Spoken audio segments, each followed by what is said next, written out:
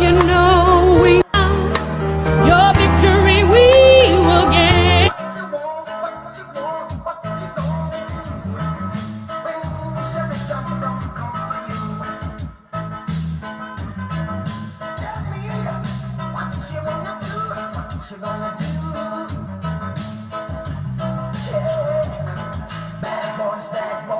What you gonna do?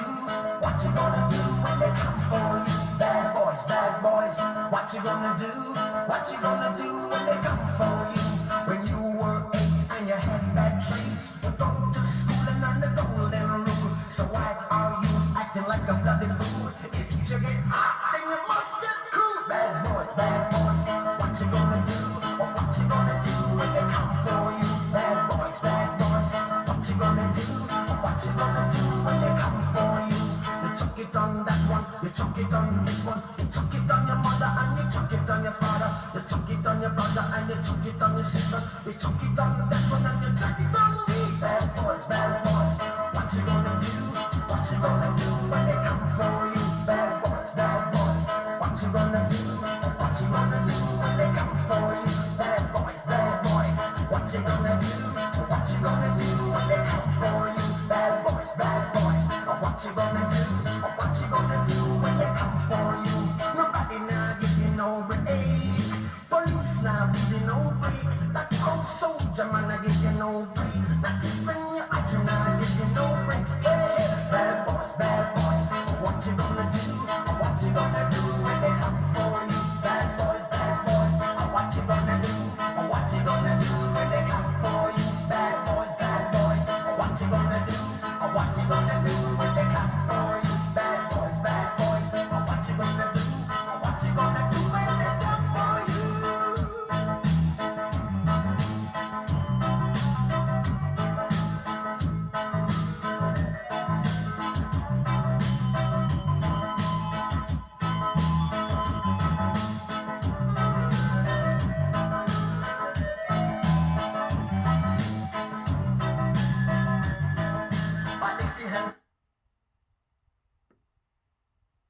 If you live in a Michigan zip code and have 0 D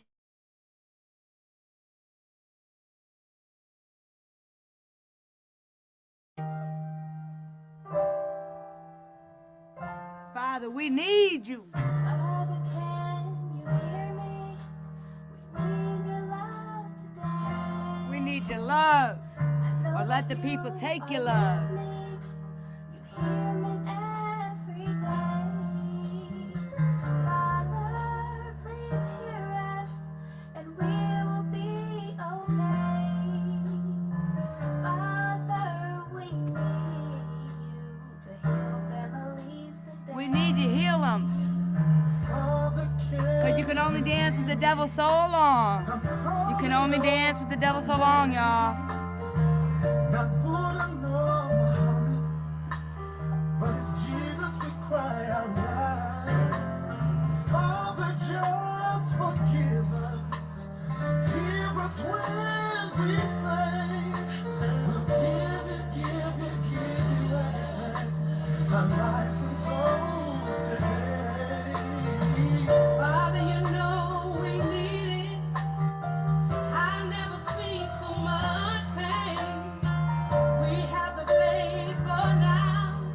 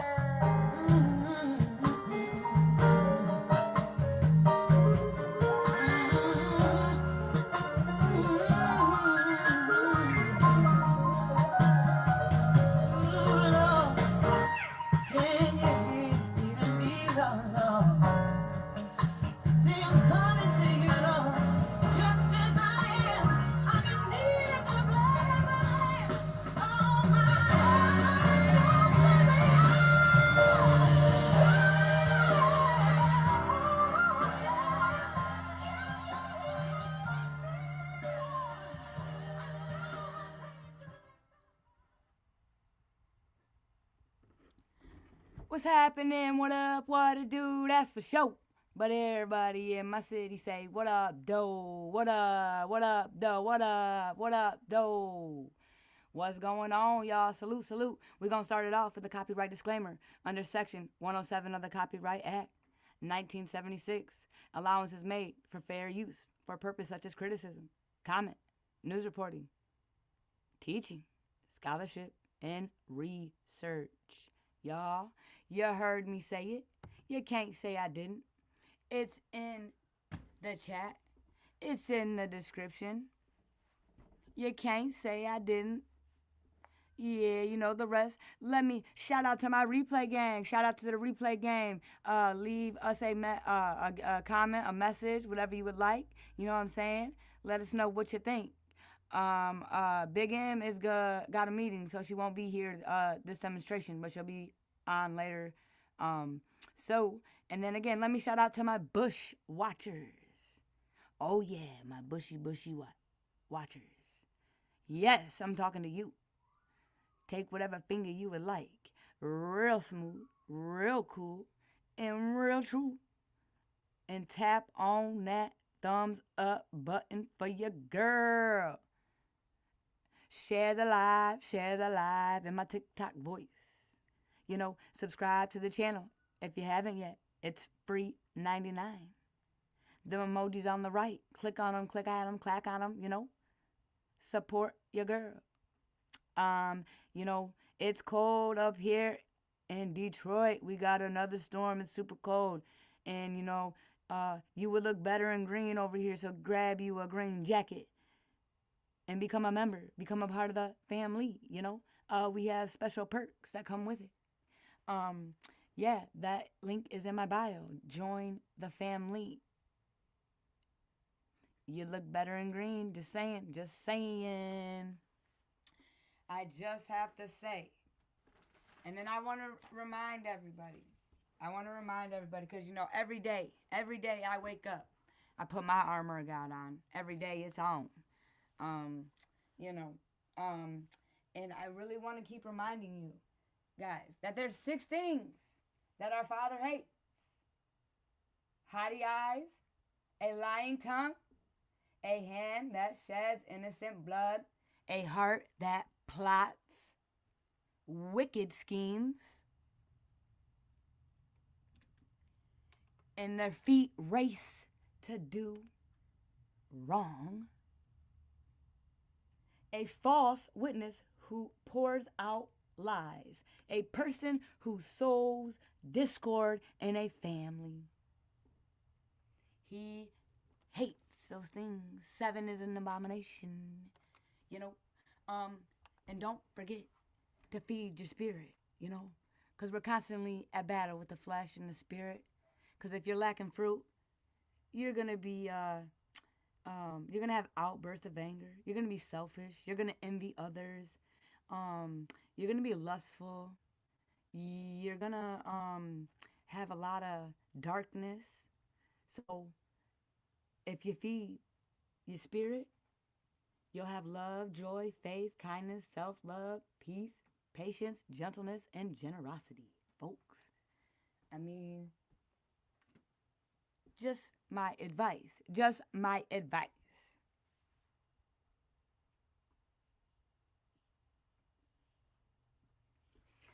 Oh, yeah, and really quickly, I do have a poll. You know, let me know what you guys think about that question. Can we be born evil? Yes or no?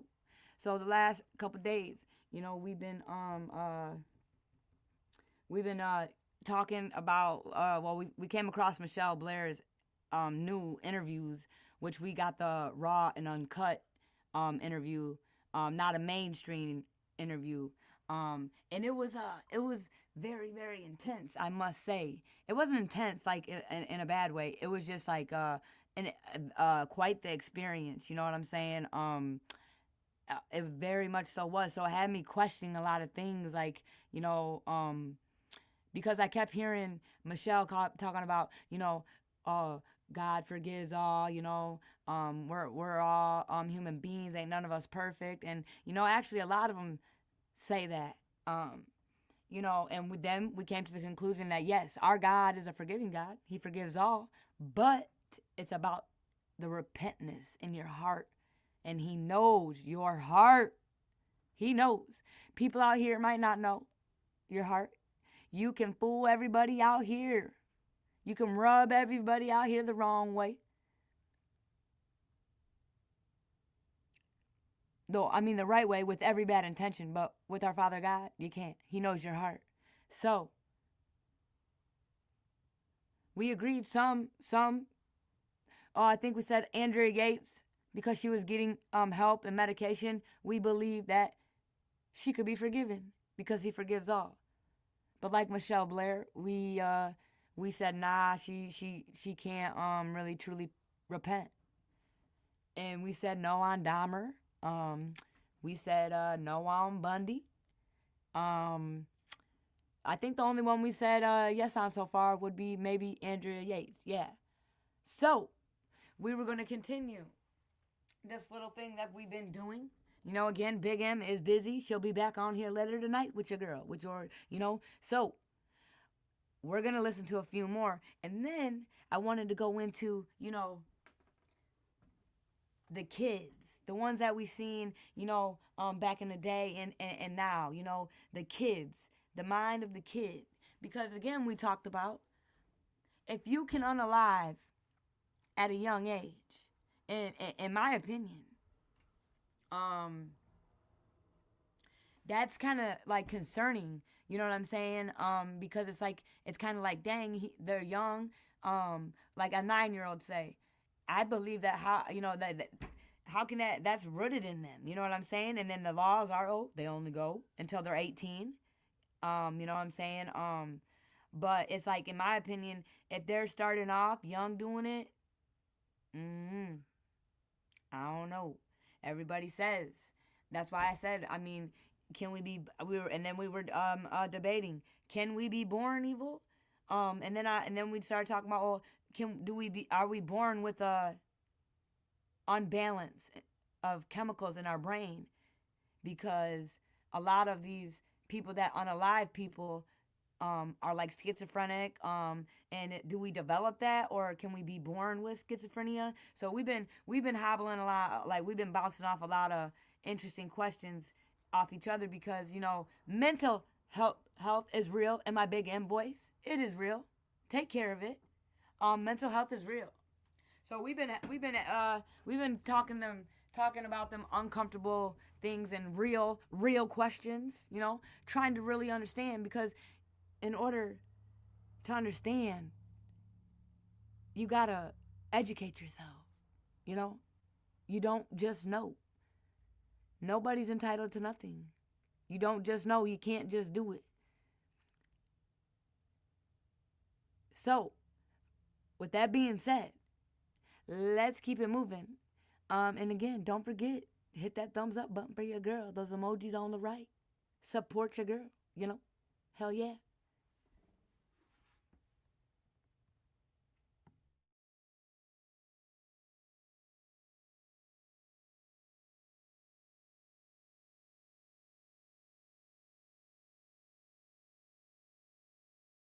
Just give me 1 second. I'm going to get the clip up.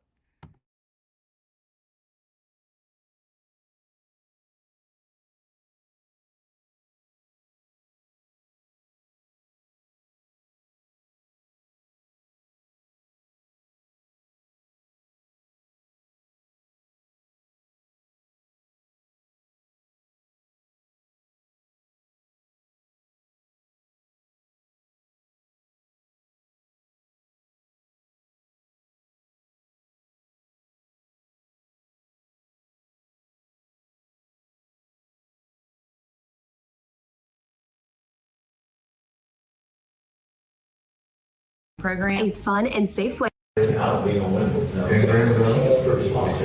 When people enter my life, they get hurt. Sells is directly linked to over a dozen murders. The drifter's vagrant lifestyle helped him elude police for nearly 15 years as victims turned up from coast to coast. When you look at me, you know what hate is, because I don't know what love is. 2 words I don't like to use is love and sorry, because I'm about hate. His methods for killing were as random as the people he targeted. He raped many before cutting their throats or beating them. Stabbing others, he strangled some. A lot of jerking, a lot of movement. It's a physical, you become part of it. And described it all with seeming detachment from the horrors he caused. I don't have no feelings no more, no emotion, no. And no remorse. And I like to watch the eyes fade, the pupil fade. It's just like setting their soul free. We asked Sells what would happen if we said something that angered him. If we was in a fight and,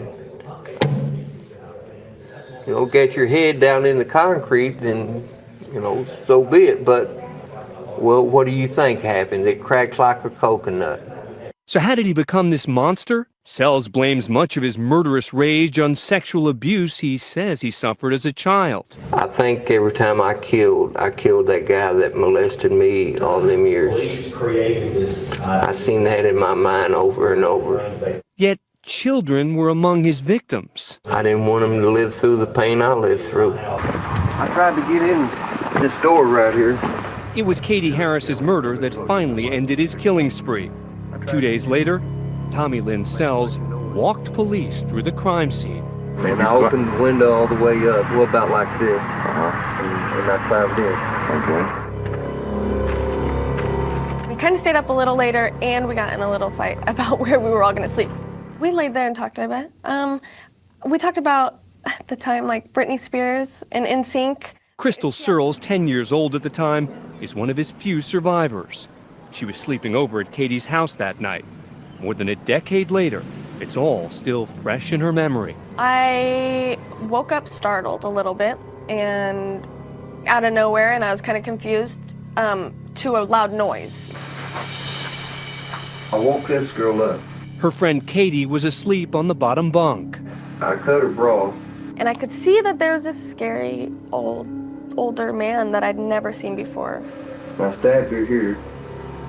And then she jumped back, and then I cut her like this right here. And he had a hand on her mouth and the knife on her neck, and she's looking at me, and he just cut her throat, and she fell to the ground. So when we hear from these, unalivers, and we try to understand in their logic in their brain, and the brain of what's going on, but he just said it's crazy. He said every time he unalived, he pictured his abuser, and he was trying to save the shorties. Again, mental health is real, and we have to protect our children, and we have to know who we are around. We cannot just trust their word. We can trust their word, but we have to pay attention. We gotta quit paying attention to the appearance of people. We need to start analyzing and paying attention to the appearance, but we have to pay attention to both. And then when we see red flags, that's when we start doing our research and protecting our shorties, our family shorties, the neighborhood shorties, because that's what's right. He didn't get no help, obviously. No one, no rehabilitation. Now he thinks it's okay to, unalive because he's a victim, and he pictures his assaulter every time, and it has to be children because he doesn't want that child to go through what he went through. Trauma is real, y'all.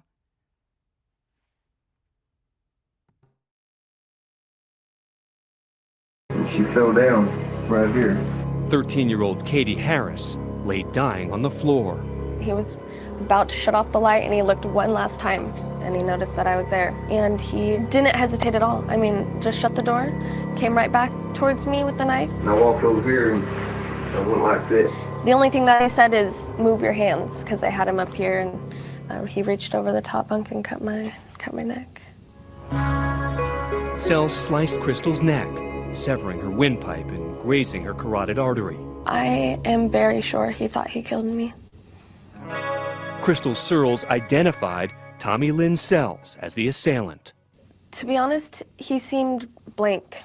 I mean, there was no emotion. Psychopaths are individuals who lack conscience, they lack remorse, they lack guilt. And that's one of the reasons why they terrorize society so much. Experts like Dr. Adrian Rains say Cells offers a textbook example of the mind of a serial killer.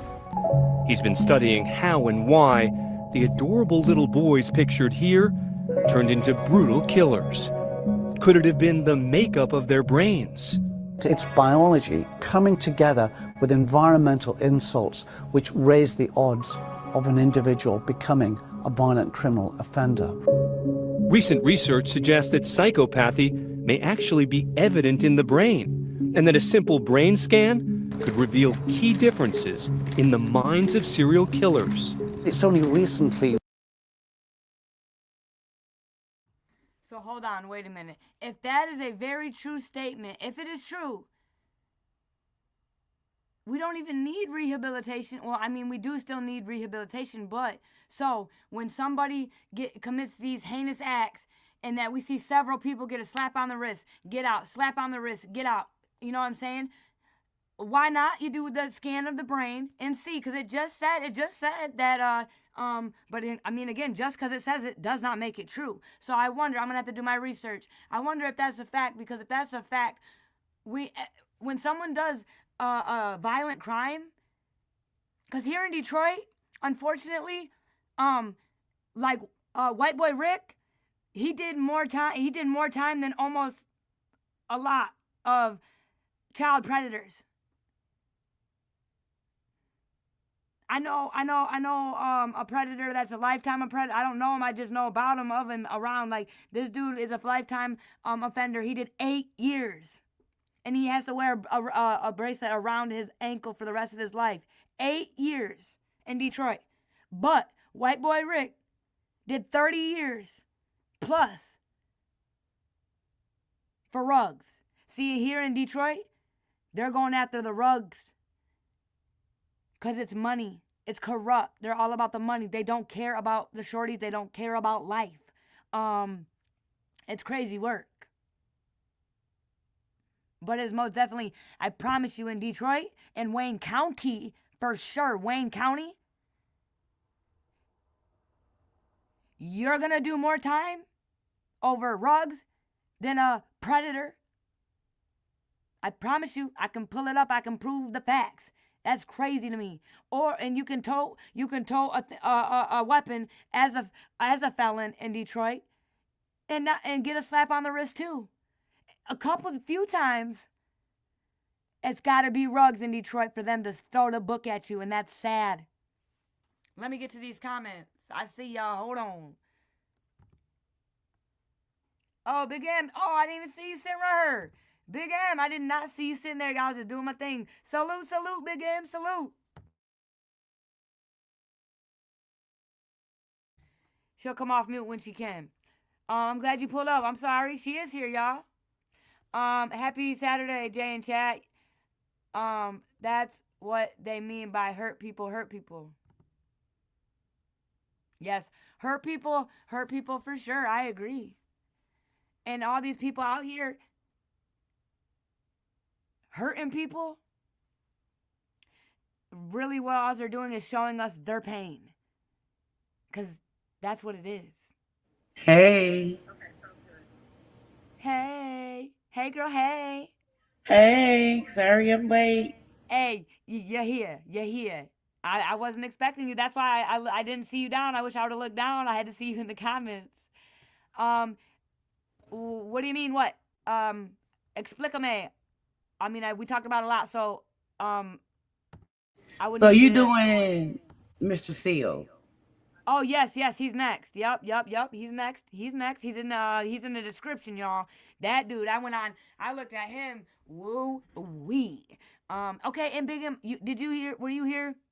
Did you hear them just say, they said that they could scan the brain and they can tell, like they can tell. I'm going to just run it back for you real quick. And I was like, if that's the case, instead of giving all these unalivers slaps on the wrist and not rehabilitating them and letting them, why not run the scan the first time they get in trouble? And if they have the evidence of that brain, then we know they have that unbalance. It's like they just told us basically they can tell by a scan if you have the mind of a serial killer. That's not true. All right, I'm gonna run it back. Maybe I heard it wrong. Carla says, "Hey, Big M." Hey, Carlene. I can't see the chat. My bad. With the advent of molecular genetics and brain imaging techniques, but we've been able to peer into the minds of murderers really for the first time. But for some of the families of his victims, ending that brain function was what was important. Sells was on death row for more than 13 years. The most recent delay? Over the exact makeup of the drug cocktail that would be used to kill him. Sells said the pain of the death penalty paled in comparison to his life. I suffer more here than I'll ever suffer in that grave.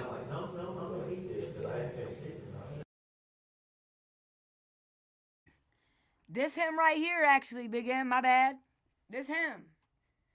And this dude, this is him. I started with him. And he actually said that what he did, what drove him to do it is, every time he unalived somebody, he thought of the man who sexually assaulted him, and he only did children because he didn't want that child to go through what he went through. And I even said it in my Big M voice, mental health is real, y'all. He didn't get no help. He didn't get no help. And then that crazy, like what the trauma did to him, he said, I pictured him every time, and I wanted to save the kids from going through what I went through. That's crazy. But it's not an excuse because it's not right. It's not right. That's not an excuse, but it's called trauma is real, folks. But that's in his mind, he was helping people. Amen. And we all think different. It's crazy work. Let's keep listening to the mind of Mr. Sells. That person really destroyed him. Yeah.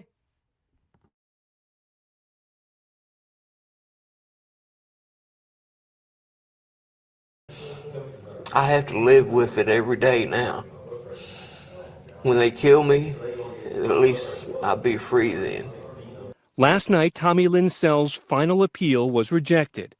He was executed at 6:27 p.m. When asked if he wanted to make a last statement, he just simply answered no. For the family of Katie Harris, it was long overdue. Now it's a day of closure and celebration that justice has been served. Welcome to Creatify. I'll be your guide in crafting your own short-form video ad. Let's dive in. First, begin by...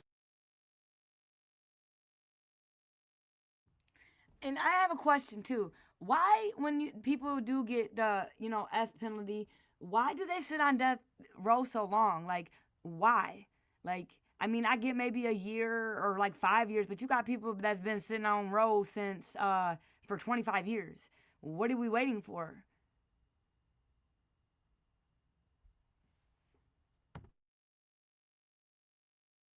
All right, we're going to listen to some more. And then I told you guys, then we're going to go into the mind of, the children that unalive. We're on a roll. You know what I'm saying? We're on a roll. We're on a roll. We got our own little niche over here. And yeah. So one moment, please.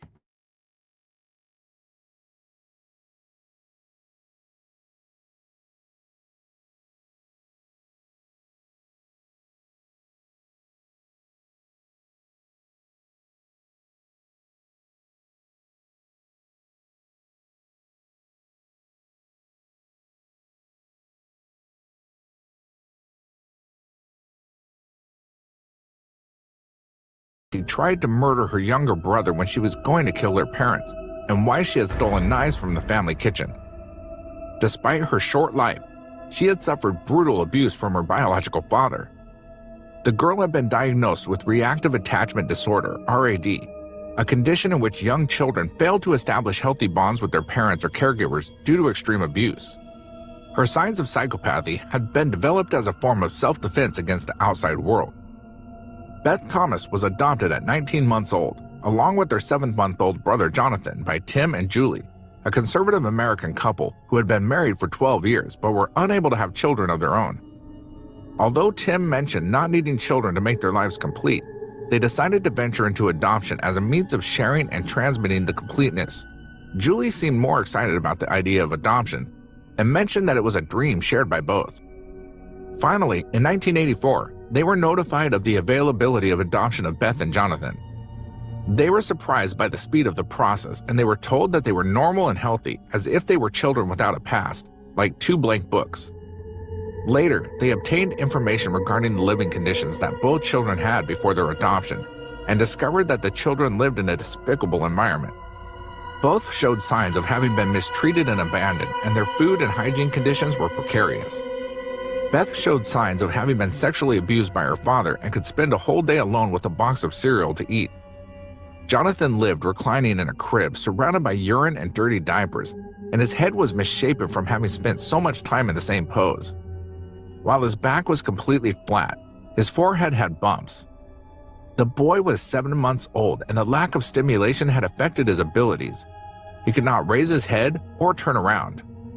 After a short time, they noticed that Beth began to show aggressive and sexual behaviors that were gradually increasing, mainly directed towards her brother, but also towards her adoptive parents and domestic animals, through hitting, kicking, the use of pins to prick them, pinching her brother's genitals, self-injurious genital masturbation in public places, and confessions about wanting to kill Jonathan, Tim, and Julie. When they were overwhelmed by this situation, they decided to take Beth to Dr. Ken Magid, a clinical psychologist specializing in abused children, who conducted this interview with Beth, presented in the video when she was 6.5 years old. Who's afraid of you, Beth? John. Your brother. And why is your brother afraid of you? Because I hurt him so much. Mm-hmm. Okay. And what, at nighttime, what do your parents do to your door? Lock it shut. Why do they lock it shut? Because they don't want me to hurt John. Right. And they're kind of afraid of hurting John? Of you hurting John? Mm-hmm. Okay. Are they afraid that you might hurt them? Yep. During the session with the therapist, Beth was distant and jaded. She seemed destined to be a murderer and lacking any ounce of empathy. Would you, Beth? Mm-hmm. When would you do it? Nighttime. Okay. Why would you do nighttime? Because I don't like them seeing me do it. But they can feel me do it. Mm-hmm. And what would you do to him, Beth? Okay. What would you stab him with? A knife. Do you ever stick pins in people? Mm-hmm. Who? My brother. Okay. Do you do it a little bit or a lot? A lot. Okay. And what are you trying to do to your brother? Kill him. Why do you want your brother to die? Because I was hurt so bad, and I don't want to be around people. Okay. Who else would you like to stick pins into? Mommy and Daddy. What would you like to have happen to them? Die. Jesus couldn't have lived. So wait a minute, Big M, are you busy? Or are you able? Because I was gonna ask. That doesn't that doesn't look like a bad environment that she's growing up in. You didn't hear it before she got there. Oh yeah, you're right. She was adopted. My bad. Before. You're right. Yep. Dang, that's why I got you here. You always got my bees, you know. And it always says two's better than one. Because if you fall down and it's only you, who's gonna help you up? So thank you, Big M. Thank you. Yeah. Okay. Yep. Let's keep rolling. This little girl was. I watched this. She's evil, man. She's 6. Yes. whoever her Carla, her as well, very destroyed her, you know, and hurt her, destroyed him, and hurt her really well as well. Just wanted to point that one out too.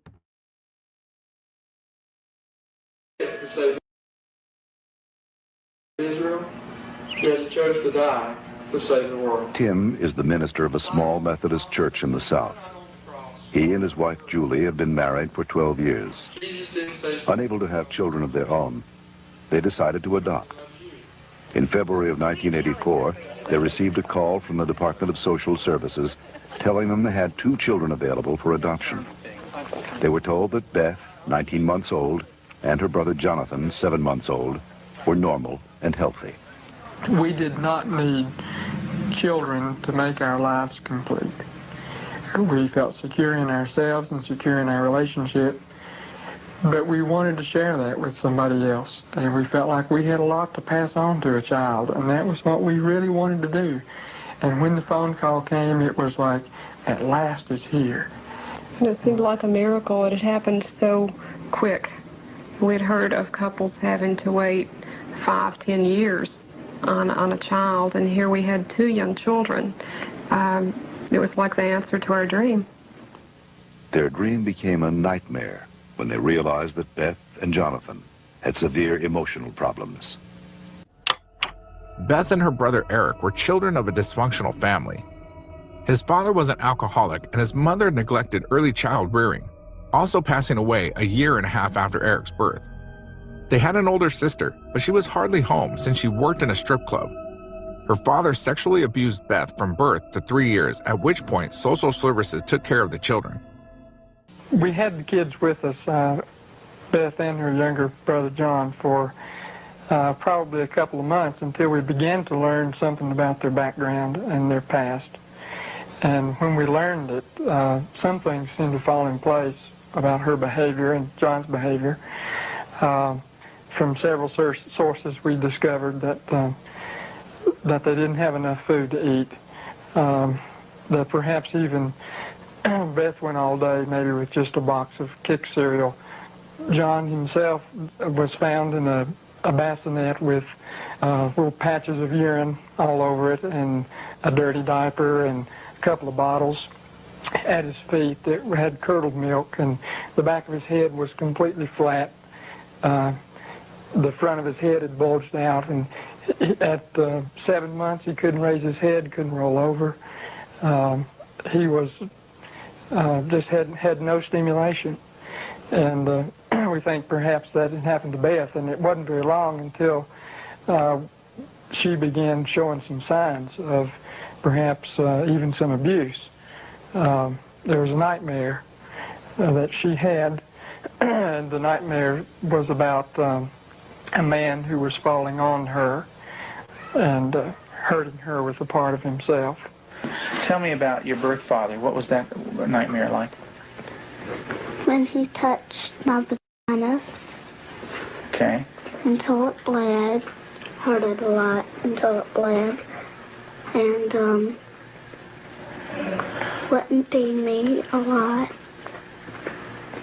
He'd hit on me, wouldn't be very nice to me. How old were you? 1. And in your nightmare, what happens? I get real scared. Where are you in the nightmare? What happens in the dream? I'm in the house, upstairs. And then what happens, Beth? When he comes upstairs and, hurt. How do you feel when you talk about this? Scared. Like, Where's your birth father? What's he doing? he's right there, and there's his hand. His hand's right there. Where? Right there. You can't hardly see it because it's green. What's it touching? My vagina. And what is your birth father doing? Hurting it. Your face looks sad. Can you tell me about that? It's crying because there's dots of the tears. When referring to the nightmares in which a man fell on her and hurt her, Beth implies that she was sexually assaulted by her father. The repercussions of the abuse she had suffered as a child had led to uncontrollable anger. Beth had endured severe neglect and abuse as a child. Her birth mother died when she was 1. Because of these early childhood experiences, Beth never developed a sense of conscience, love, or trust for anyone. The early sexual abuse by her birth father would cause her to exhibit inappropriate sexual behavior, especially toward her brother. Does your brother have private parts? Yeah. Yeah? What is his private parts? Penis and butt. And what do you do with your brother, with his private parts, Beth?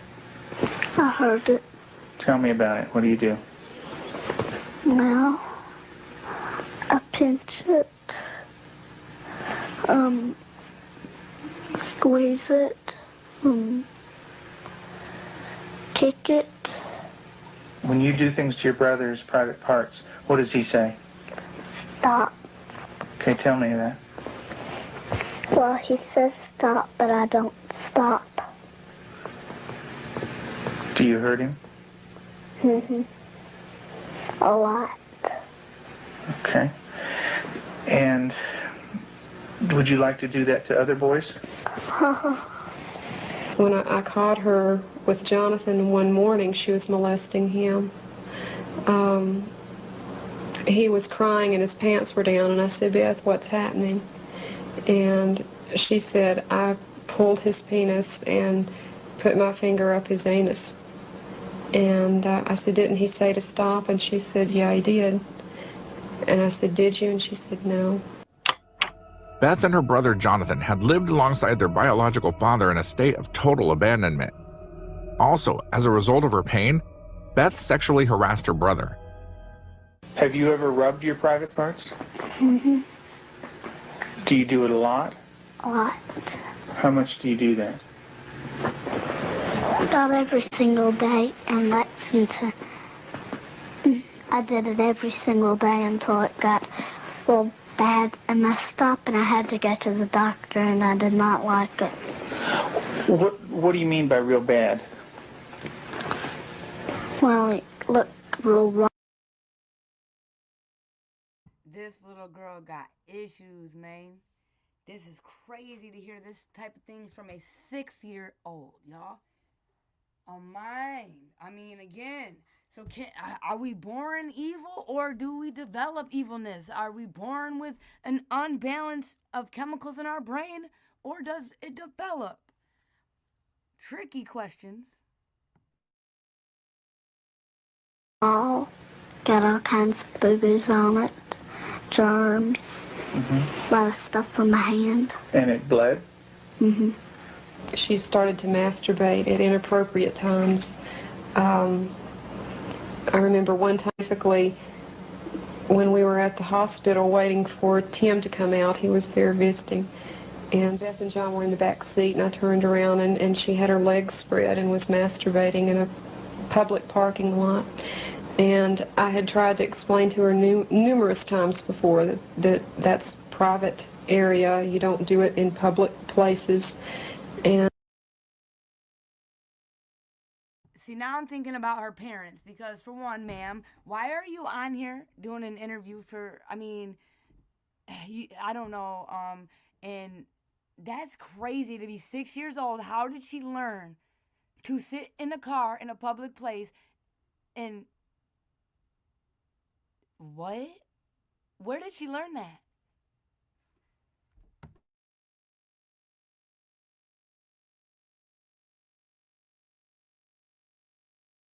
And gone over that with her, and it never seemed to faze her.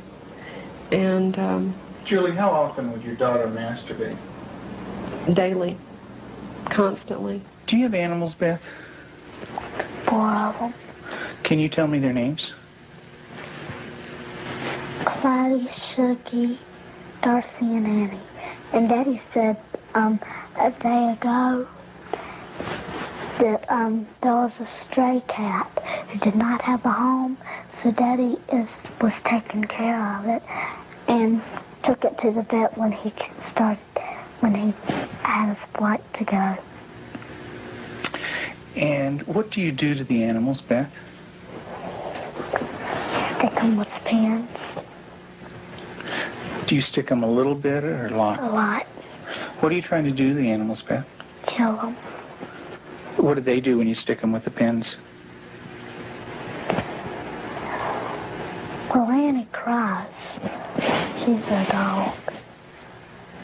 She got baby birds down out of the nest, and we thought maybe she was just curious. So we explained that she could hurt them, put them back, and went through a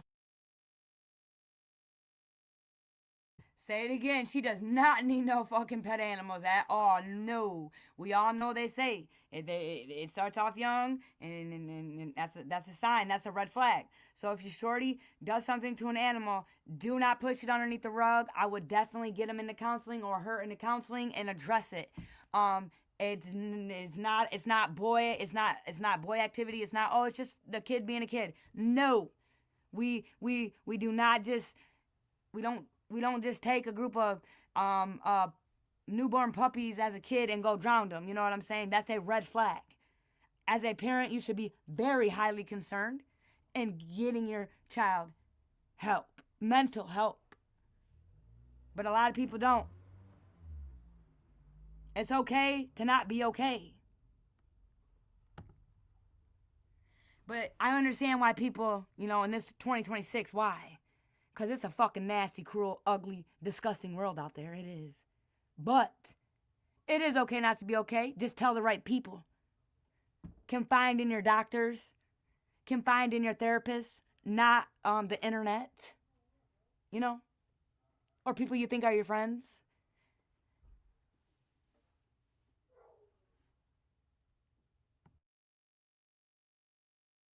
whole sitting down and talking to her about the problem of it. And the next day we went out to check the baby birds, and they were on the ground dead with their necks broken.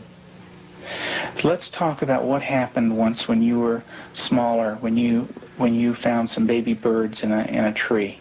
What did you do then? I took them out. Mm-hmm. And what did Mom say to you? That the mother will not come back if somebody touches her baby. Mm-hmm. Are the baby birds kind of small? Can you describe them for me? Well, they don't have their eyes open, but they can hear me, and they look up. Are they kind of helpless? Little baby birds? Can they fly? No. Can they run away?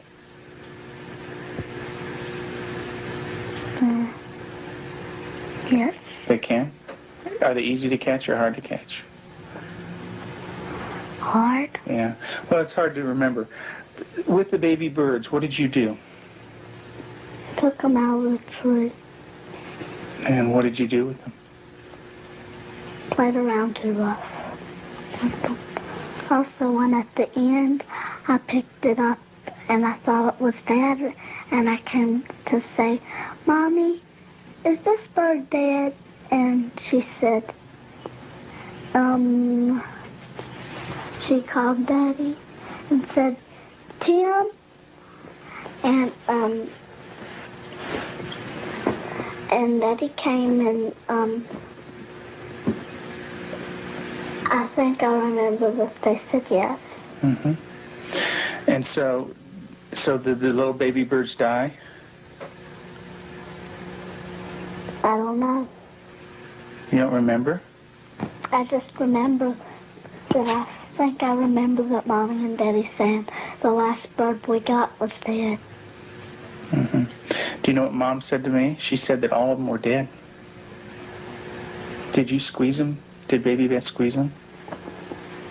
You're doing a good job, honey. Go ahead and tell me what happened.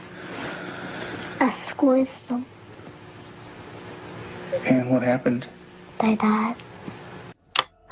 Beth also wanted to kill her parents with a knife, and although she had never killed a human being, She tortured family pets and even killed birds. The way she says it means she is oblivious of the pain she inflicts on others.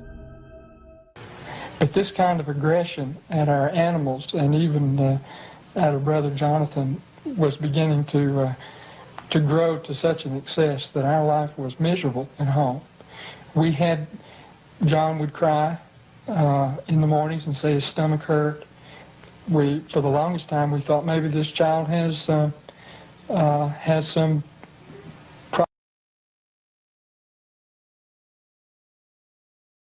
Yeah, I think for me it's the trying to know what's different with, because they definitely think different.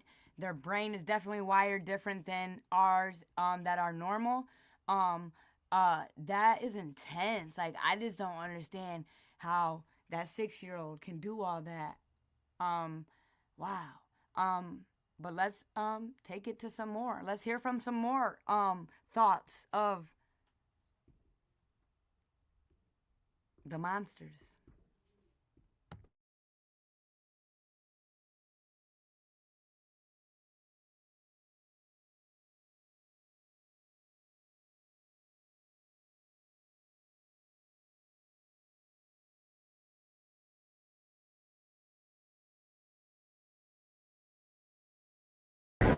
He smiled as his sentencing was read aloud. You'll go to prison for the rest of your life. That means you'll die there.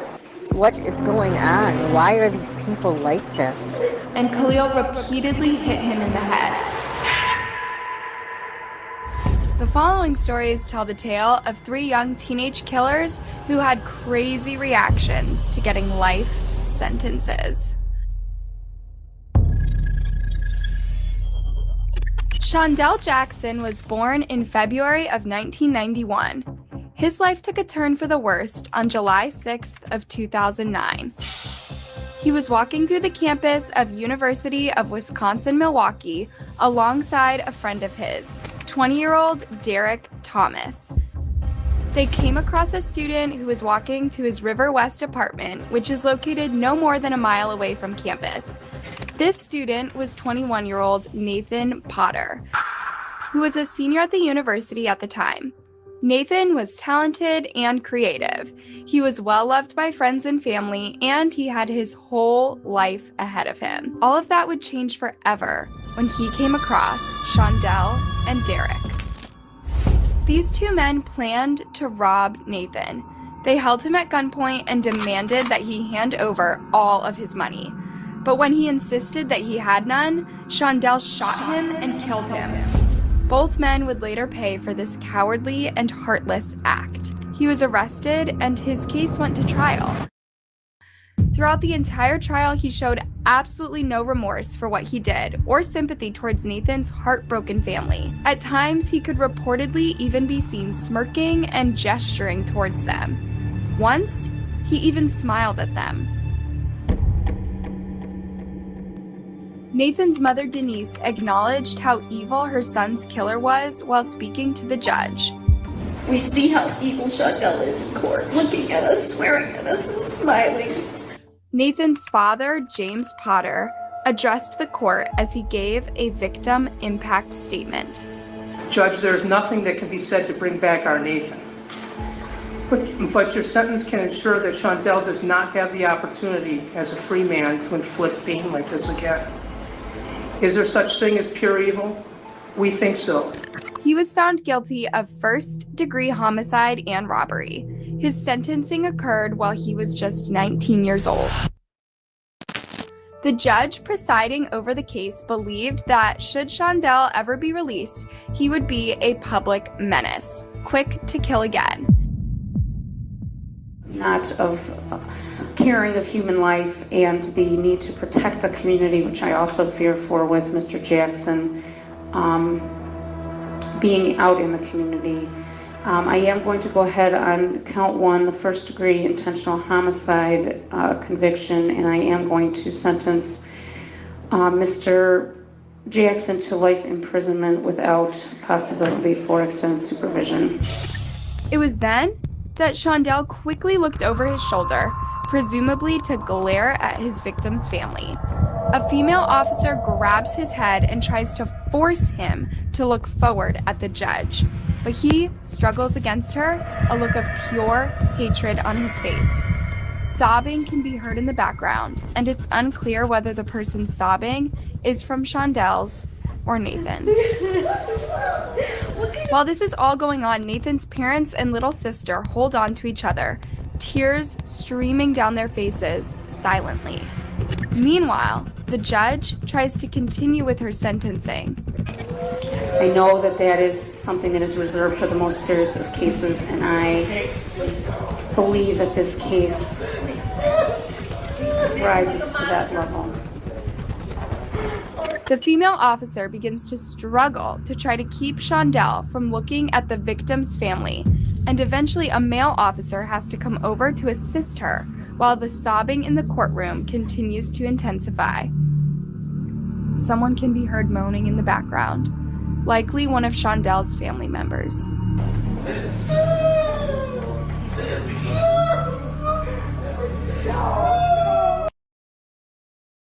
Man, did you guys see how angry he was? Like, what?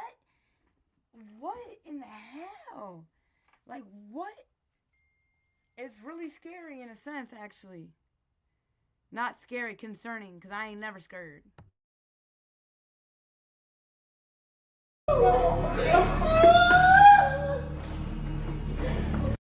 Here's a hot take. If you have a message inside you that people are meant to hear, it'll never make the impact that it truly deserves until you have one thing, an audience. The best way to build an audience and a platform that amplifies your message is not a book, a podcast, a newsletter, none of that. It's landing a TEDx talk. And here's why. Because the TEDx YouTube channel has...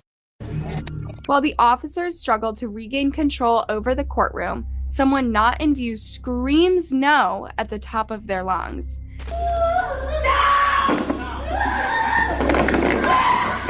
This seems to be all it takes to finally set Shondell over the edge. He stands up and begins fighting against the two officers. A lawyer dressed in a suit and tie has to come over to try to help them. Shondell is fighting hard, so much so that the wooden table in front of him is pushed away. With the help of other officers and reportedly the use of pepper spray, they manage to get Shondell down to the ground. There's a lot of crying in the background while all this is going on, and you can even hear Shondell's own family offering words of encouragement and support. Eventually, the officers manage to get Shondell under control and bring him back up to his feet. He is then quickly handcuffed and ushered out of the courtroom. He continues to fight them, and at one point, an officer has to grab the back of his head to keep him under control. Just before he is taken out of the door, you can hear a woman wailing in the background, likely Shondell's mom. Another one of Shondell's family members screamed at Nathan's family as she was pulled out of the courtroom. It was as if she believed Shondell's sentencing was their fault. Nathan's emotional mother was interviewed after the sentencing. She explained how terrified Nathan's young sister was to go into the courtroom that day and be around Shondell. Our little girl was afraid. She was afraid that he was going to try and kill one of us. She was afraid. Especially when they were yelling threats. She's like, how can I sleep now? What is going on? Why are these people like this? You know, I hope that as he spends the rest of his life in jail, that he comes to terms with it and does value human life, and that there is some redemption for him at some point. But that's totally up to him. And for his family to say to us, we hate you, what's that all about? We didn't do a thing to him. Meanwhile, Derek, Shondell's accomplice, pleaded guilty for his involvement. He was sentenced to only 12 years in prison. The insane reaction quickly went viral online as many news organizations covered it. One reporter that was present noted how quickly the officers responded to Shondell's outburst. 12 News' Nick Bohr is live at the courthouse with new information. Nick, deputies reacted quickly to that outburst. Right, Kathy, almost as if they anticipated it, which they did because of the convicted killer's actions last February during his trial. Despite everything Shondell did, there are still people out there that believe Shondell's sentence was too harsh and that he deserves a second chance due to his young age. When I saw it on the news, I even cried. I'm like, oh my God. Let me ask the folks. Did they take it to, did they throw the book at him or not? The killer family has a nerve. Right, Carla. That's the problem. Everybody wants to feel bad because they're young. No, did you see that anger and all that aggression? Man, don't. Let me go on mute. Big M, you with me? Yeah, I ain't got nothing to say on that one. Right, but right, that shit's, I can't believe, like,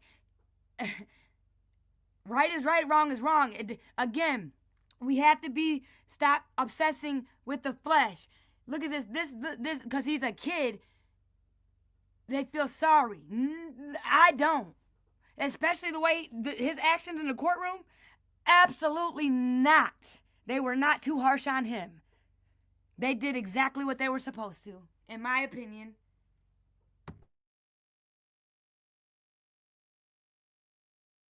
Did they throw the book at white boy Rick? Hell yeah.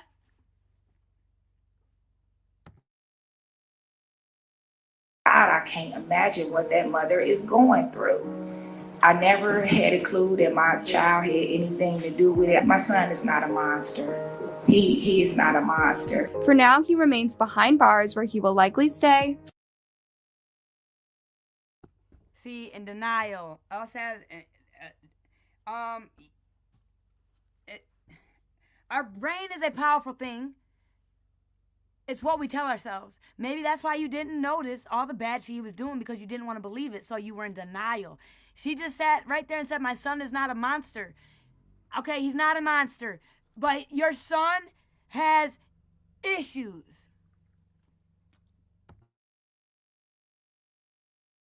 For the rest of his life.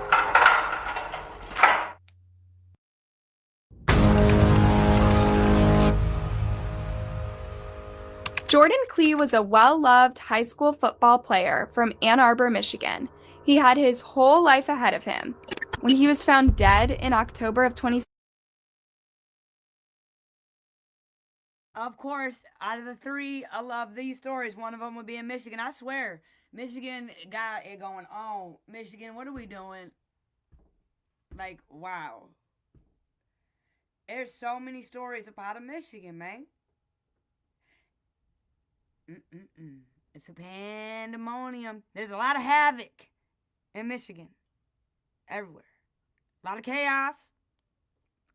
A lot of disorder. Just sloppy mess. 2016, the entire community was rocked. It had been the very first homicide of the entire year, and nobody could understand who would have done something like this to an innocent young man. He was supposed to be in class that day at his school, Pioneer High School, but instead, he had been shot dead. His killer was a teenager named Danta Wright. He and two other men had tried to rob Jordan at gunpoint. The robbery ended with Jordan's death. The community was desperate for answers, and answers they finally got from Danta himself. The victim in this case loved playing football here at Pioneer High School, but his death back in October 2016 sent shockwaves through this student body and the community. It was the first homicide in Ann Arbor in 2016, and today we learned what happened as his admitted killer came forward. Danta Wright was supposed to have had a pre-trial hearing for the case. Instead, he admitted that he and two of his friends were trying to rob Jordan at gunpoint. Danta answered the lawyer's questions calmly and directly. And who are you going to rob? Jordan Klee.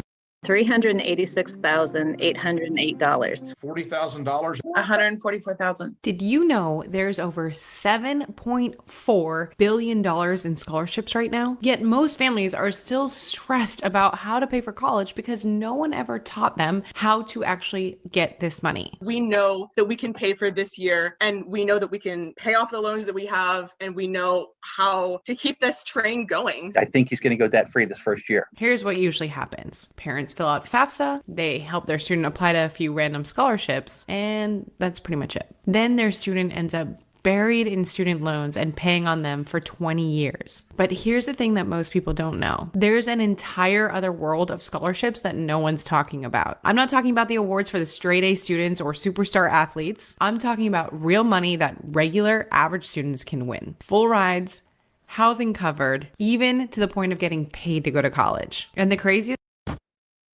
Jordan's heartbroken mother was in court, wiping away tears while she sat a short distance away from her son's killer. She had no choice but to listen as she learned for the very first time what happened to her beloved child.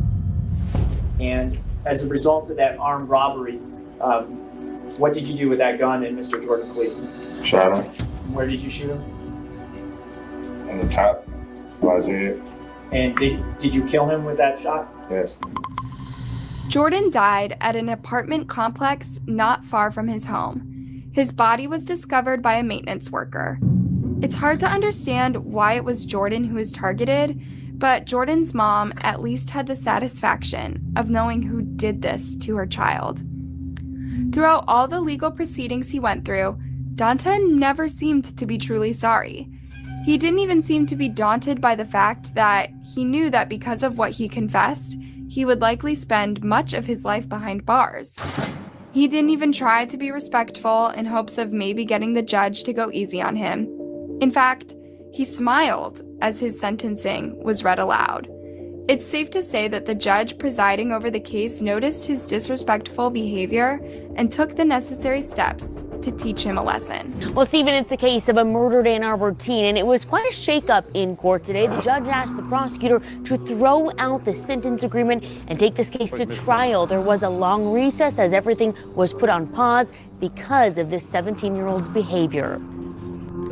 While being sentenced for murder, Donta Wright had nothing but a joyful and happy smile on his face as Jordan's mother read her victim impact statement and expressed the pain she felt over the loss of her son, tears running down her face as she tried her best to be strong.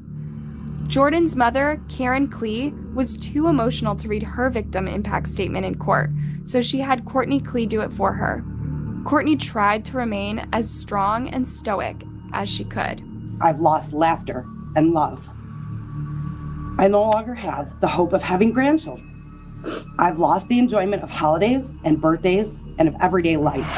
All the while that this statement is being read, Karen wipes away tears while Donta appears unapologetic. When Donta finally gets a chance, this is what I want to say real quick. So like, you know, I love me some crime. You know, I am definitely obsessed with me some crime. It's my favorite. I'm all about it. And then I'm like, you know, we try to understand the adults, but when it comes to me, the kids are the ones that I've watched a lot and try to understand. Those ones are the ones that really intrigue me, I guess. I don't know, because I just don't understand. And then to watch a shorty like this just laugh and have no remorse. It's like, again, to me, when they made that law, they made that law and they had to re-look at all the cases.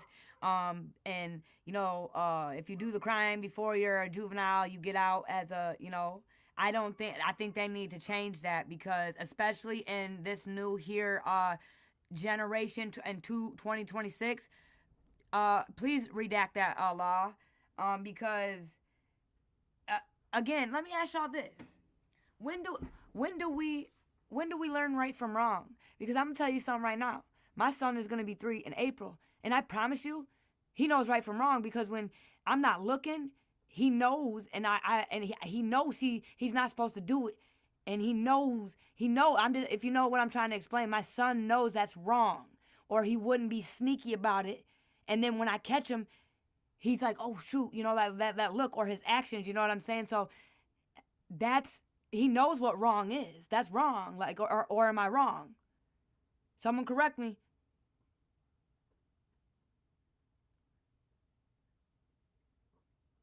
So I've asked it, and I've heard people say school. People say they're home. But that's not,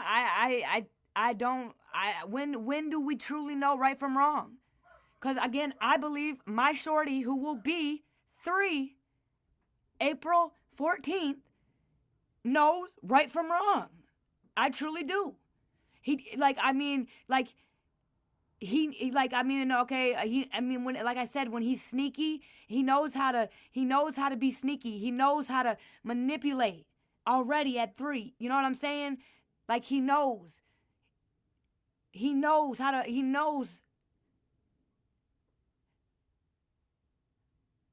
Is that a difference? Like, he doesn't know, like a curling iron plugged in yet will burn him. You know, he doesn't know that. But that's not right or wrong.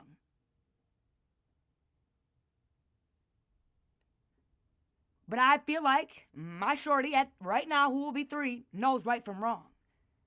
He knows right from wrong because he'll take off running because he knows he's wrong. What do you mean?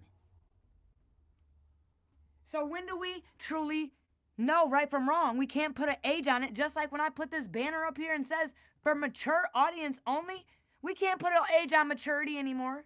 Again, we can't. Because again, just because you grow old does not mean you grow up. I promise you that. Oh, by golly. There are people my age that are so fucking immature. Oh my gosh. That's why I hang out with people that are old enough to be my mother. Very immature. Their age does not match their brain. Okay? Begin. I seen you come off mute. Come on. What you got? Yeah. Okay. Now, this case is, I don't know, it's this generation, they don't take anything serious. You know what I'm saying? He's in here now, he's fighting for his life, and he's smiling. For what? And that's what and this is a kid. This is mental. There you go, say it again. Mental health is real.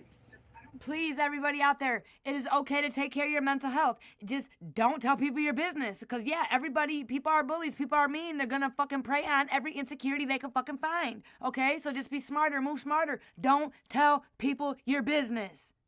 Go get help. But you can sit there and tell everybody how you went out last night and had a one-night stand with the dude you don't even know. Make the fuck sense. Holy shit. Nah, this guy, it's more or less of, this generation, they think everything is a joke and everything is funny. And, it's sad. It's sad they don't have a sense of life. They don't care about life.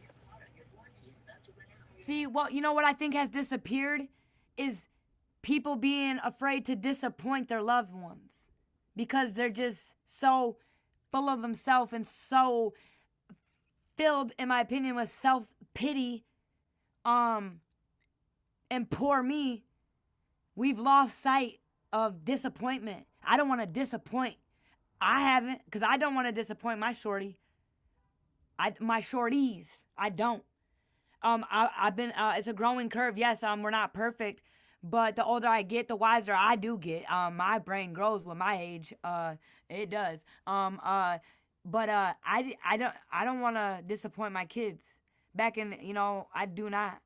I'm not mad about, my learning curves, but I do not want to disappoint my kids. It means the world to me to not disappoint my kids, and I feel like we have a lot of society has lost sight of that.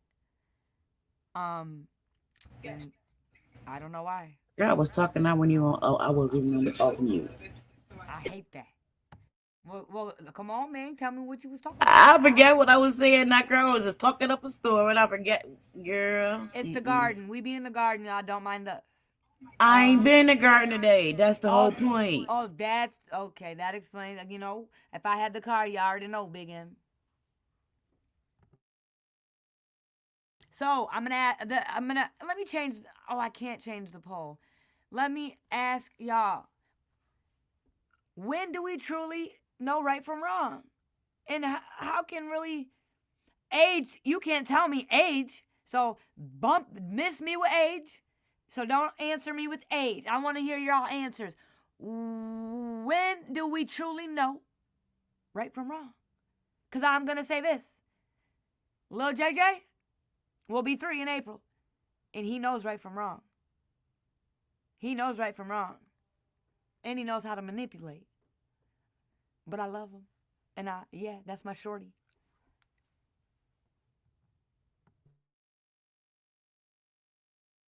To address the court and the victim's family, he offers no apology or remorse. I just want to tell y'all, I'll be home soon. R.I.P. Keon. I love my family. That's all you got to say. Yes. The judge presiding over the case was completely fed up. And it's so weird because you know how many girls think that shit's attractive? Ugh. That part, exactly. Ugh. That I had to come on. That you know how many. Now y'all can't articulate my fucking self. Now I'm fucking stuttering. I be home soon, y'all. Really? That's what everyone thinks is attractive these days. By golly. By golly.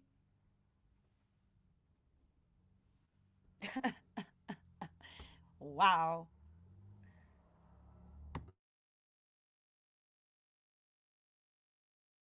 But watching you sit there, smile, and laugh, and shake your head like this was no big deal, I'm very tempted to just say, I'm not going to accept this sentence agreement. We'll go to trial. And if you're convicted of felony murder, you'll go to prison for the rest of your life.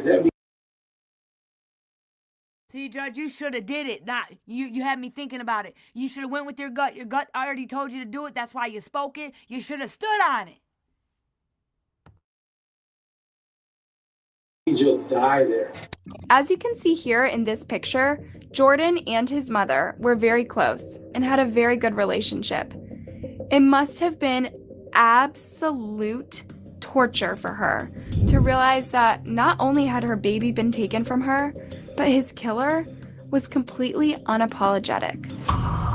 On the night I managed to sleep, I wake up hearing my son scream for me, only to realize all over again, night after night, that my son is dead, gone, taken. For what? Why? Can you answer that question? Why? Why? I have an answer. Your answer will never be good enough. There will never be an answer good enough to satisfy why you were involved in the shooting of my son, why you thought that what you thought he had should be yours, why you felt that what you wanted you were entitled to, why you thought his death was an acceptable response to your jealousy or desire to have what he had. I'm coming off mute. It's crazy. What up, Rolanda? 8622. Salute. Thanks for pulling up on yours truly in the biggest M I know. Salute. I know you being smooth, cool, and true. I know you are. Big M. If you know, that's Rolanda. Okay? Rolanda. All right. So this is what I wanted to say. So,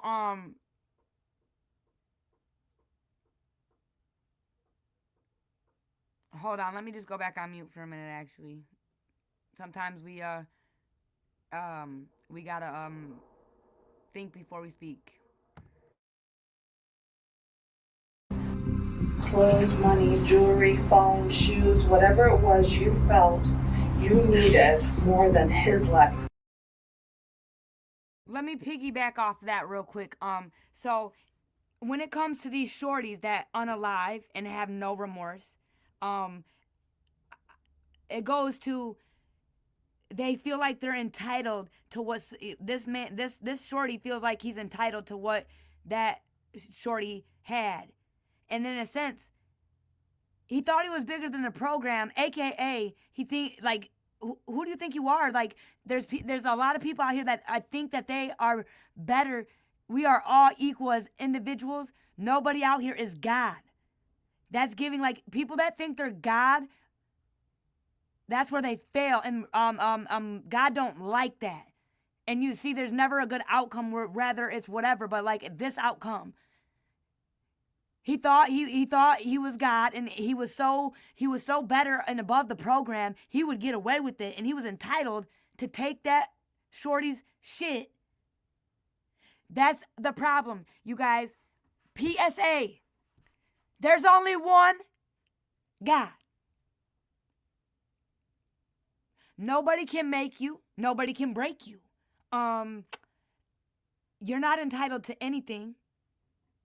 A lot of people that think that they're better than anybody, or think they're God and can control everything, and those people are the ones you see tend to be the most miserable out here. Pay attention.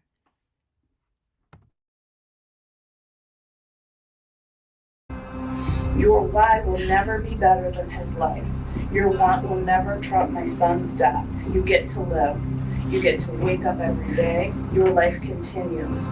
My sincere hope that whatever it was you wanted so badly, that you felt the need to murder my son, was worth the next years of your continued existence. Here's what banks are trying to hide from small businesses. There's a secret market.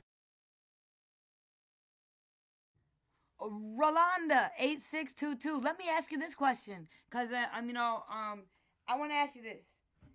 When do this law out here? If you unalive a shorty, if you're 9 and you unalive somebody, they have that law in place. You get out at 21. You don't get life. And remember, they changed that law, and a lot of the shorties tried to appeal their cases and stuff like that. But in my opinion, I think it's the shorties that are unaliving is very, very, very, very concerning, because it's starting young. And like this man, you know what I'm saying? Like, when do we, or no, not this man, when do we truly know? Because we cannot put age on maturity. I say for mature audiences, just like you cannot measure distance with time. Everyone's like, how far away are you? I'm 30 minutes away, people. No, you cannot measure distance and time. You cannot put an age on you cannot put an age on maturity, because some people grow up and do not grow old, if you know what I mean. Or whatever, the other way around. So when do we truly know right from wrong? Because people want to say that, school or 5 and this. I'm going to say this. And I'm going to say it to you, because I'm asking you, Rolanda. My son will be 3 in April. And I believe little JJ knows right from wrong. Because when he runs, he takes off when he knows he's not doing something he's not supposed to.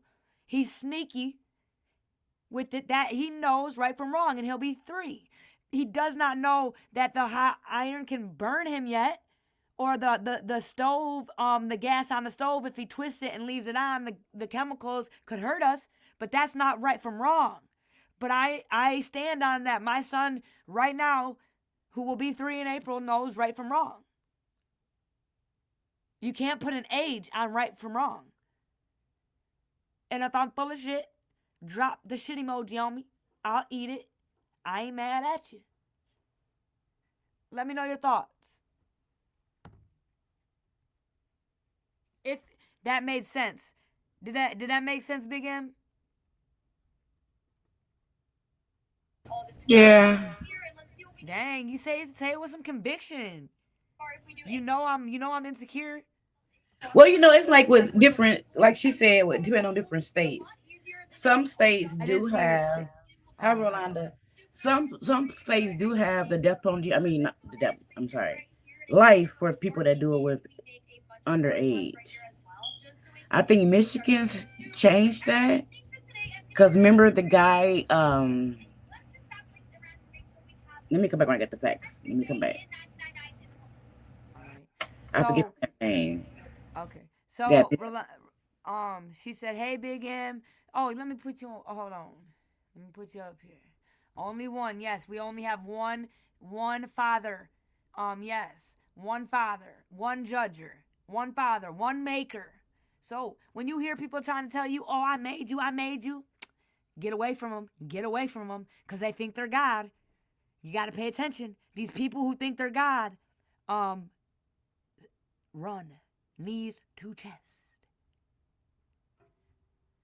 It depends on the state. I think it's an environment you're raised in, or can simply born that way. Parents can tell at a young age with kids. It's how you teach them, right? These kids have to learn it. We just listened to that 6-year-old her mom was talking about how she was in the car, masturbating. She had an issue, a very weird issue. She was torturing her younger brother with his genitals, like squeezing them and doing really, really sick things to him. And we're asking, where did she learn it? And it's like her mother and father seem like upright people in a good environment, but it's like she had to learn that from somewhere, or she was born evil. But when do we know right from wrong? Because we all know Michelle Blair knew right from wrong because she didn't go to the mental institution. A lot of these illers knew right from wrong.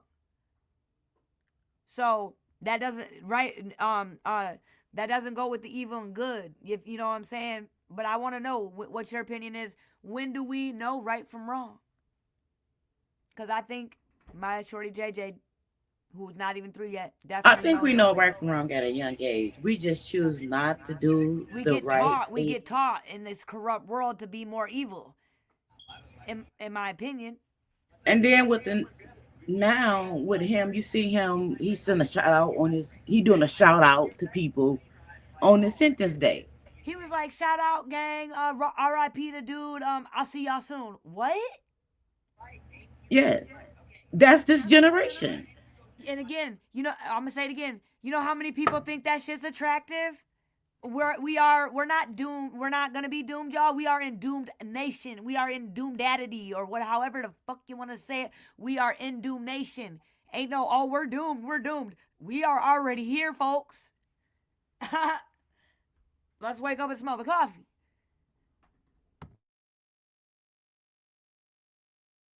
Place for business loans. It can get you up to 5. As more information came out about who Jordan was, this case became all the more disturbing. This year was supposed to be a year of celebration, of senior pictures with prom and graduation and parties. Instead, it was a nightmare that no parent should ever endure. Wanting to put this whole awful ordeal behind them, Jordan's family opted not to go forward with a trial and instead stick with the original sentencing. The Lee family does want to move on with this. They want to get some closure from this case. They want to try and forgive this defendant and all of his actions. So because for the first time in my life, I feel hate in my heart, here's what I hope. I hope every time you want for a jacket, you stay cold.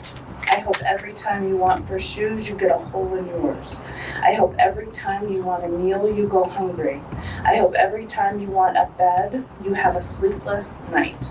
I hope that every time you wish for your... And I have to come off mute. Mother, I know you're hurting, and she's reading that for you, but you can't, for true forgiveness, you can't think like that. You can't. Why you can't? You can't. Why? Why you can't? I mean, because I don't think you could truly forgive somebody if you hope that they starve. She didn't say she was trying to forgive him. But I feel like you got to be able to forgive to. No, you do not. Oh, we don't. That's why we're talking, big. No, I'm saying with this part, I'm saying no. She don't got to forgive him. She probably will later on, but not right now. Oh, okay. Not Okay, right now. right. Okay, yeah. So Not right now. Okay, amen. Yes, people need time to heal. I agree. You're right. I didn't. And you know, how I'm- they're acting, hell yeah, I would say the same thing. Nigga, I hope you No, and hope you you know die a what? slow death. Again, and you know, I'm still learning how to articulate myself. I can sit in that shit and smell it. I can say it. I don't care. Still learning. Always gonna learn till the day I go to my grave. Yeah, we both is learning. Exactly. Yeah. So you know, I get what you're saying. Like right now, but sometimes we do see people get up right up there and say, "I forgive you already," and then again, now that That's bullshit. No, That's I was just gonna say that, Big M. You just taught me that person's definitely probably trying to just be strong. They're lying to themselves to be strong, because it takes time to heal. And 1 year, because usually these cases go to trial for a year or two, is not enough healing for some shit like this. You need true healing. So you cannot tell me you can get up there and say, "I forgive you." I'm glad you made that, because remember when Charlie Kirk got shot and his wife wanted to say, "I forgive the man who shot my husband." How could I ever forget? She didn't love her husband. I'm sorry, I gotta put it like it is. She didn't love her husband. She was happy that man shot her husband. In my opinion. And then again, in my opinion, she got up there right away and gave forgiveness. I mean, it takes time. TIME. She smiled and gave forgiveness. TIME. It can be your best friend or your worst enemy, but I would understand TIME for sure, because time. You got to understand it to know it. Time is everything, and time. It takes when you fall down and scrape your shit and and gotta get stitches. You don't just say, "Oh," and it heals. It takes time. Everything you do in this life, if you sit back right now, everything has to do with time.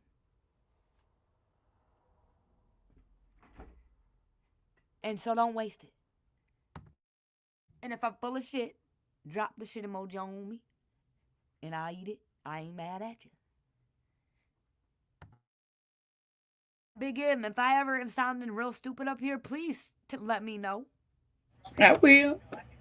But yeah, she don't need to take I just had to make sure, forgiveness. because I want to make sure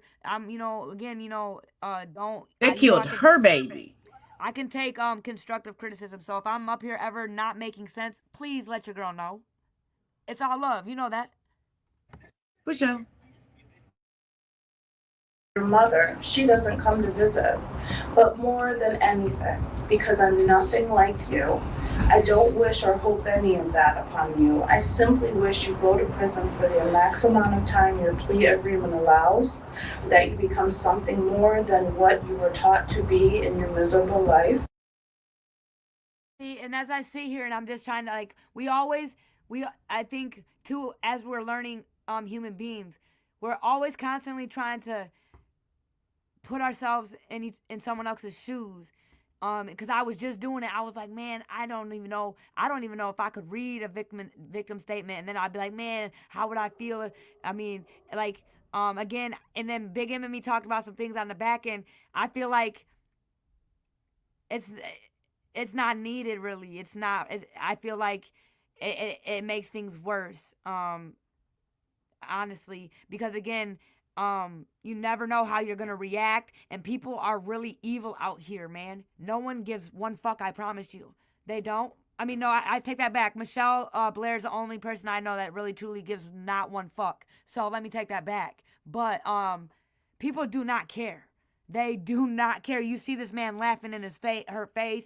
You know, the judge. I mean, if I was a judge, I'd be like, order in my court. I would have been banging that gavel and controlling my damn courtroom. Have some respect in my courtroom. But that's just me. But this is America. Did that make sense? Their age don't respect people. They don't respect anything. They don't respect life. There's no accountability. There's no accountability at all. Like, if we think about them children that ganged up on that Chicago mom, they got community service. The parents didn't even get punished. CPS is not involved. What are we talking about? Well, we're going to be seeing some more crime in the Chi. I promise y'all. We will not be seeing any change anytime soon in Chicago because there's no accountability. And just like going back, if there's no accountability, this society has lost sight of disappointing. Like, I don't want to disappoint my shorties. That means something to me. But, if you're not held accountable, why would you care? And now that at a very young age, that remember, that's our future. I'm very concerned. Who has no empathy, no sense of respect, no order. What are we talking about? What? Wow. I don't know what's going to be like. I feel like it's going to be total chaos. Y'all better start schooling yourself. It's all about the research, knowledge and wisdom. You better learn how to do stitches. You better learn how to eat garden. You better learn, because there ain't gonna be no doctors. Cause look what we got. This youngest generation. I don't know. I would be concerned, and everyone's screaming, "We want change! We want change! When? We gotta do better! We gotta do better!" But nobody's doing better. Y'all just wanna talk. You gotta put in the work. Again, it doesn't just come. You have to put in the work.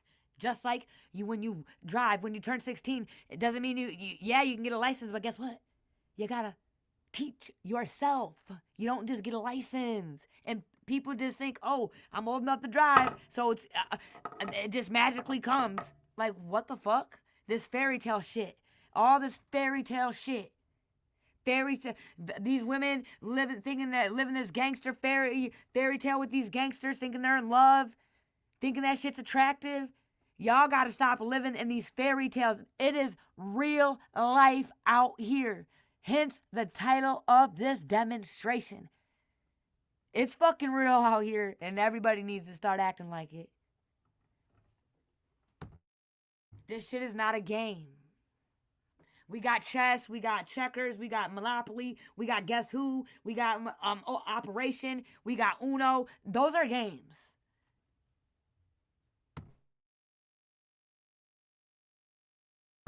And because it's obvious to me and everyone here that you need help. Your actions have led you to a prison cell, but you have also created an empty cell that I live in every day. Danta's attorney apologized for him in court. His smiling was in no way meant as disrespectful either to the family, to the victim, or to this court. Danta was sentenced to 23 to 50 years in prison for armed robbery and second-degree murder. Do you think that this is harsh enough? Let us know in the comments.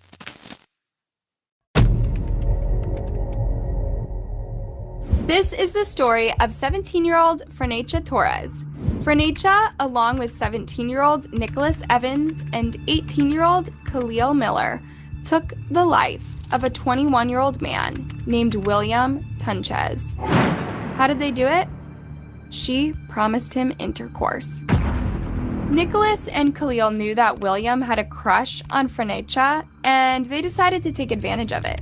They told him that Frenecha agreed to sleep with him if he paid them $300 and came to a wooded area in an Atlanta subdivision. He agreed. When William arrived at the decided upon location, Nicholas pointed a gun at him and Khalil hit him over the head with a stick. There was a struggle as William tried to get a hold of the gun, and Khalil repeatedly hit him in the head. During the tussle, the gun went off and hit William.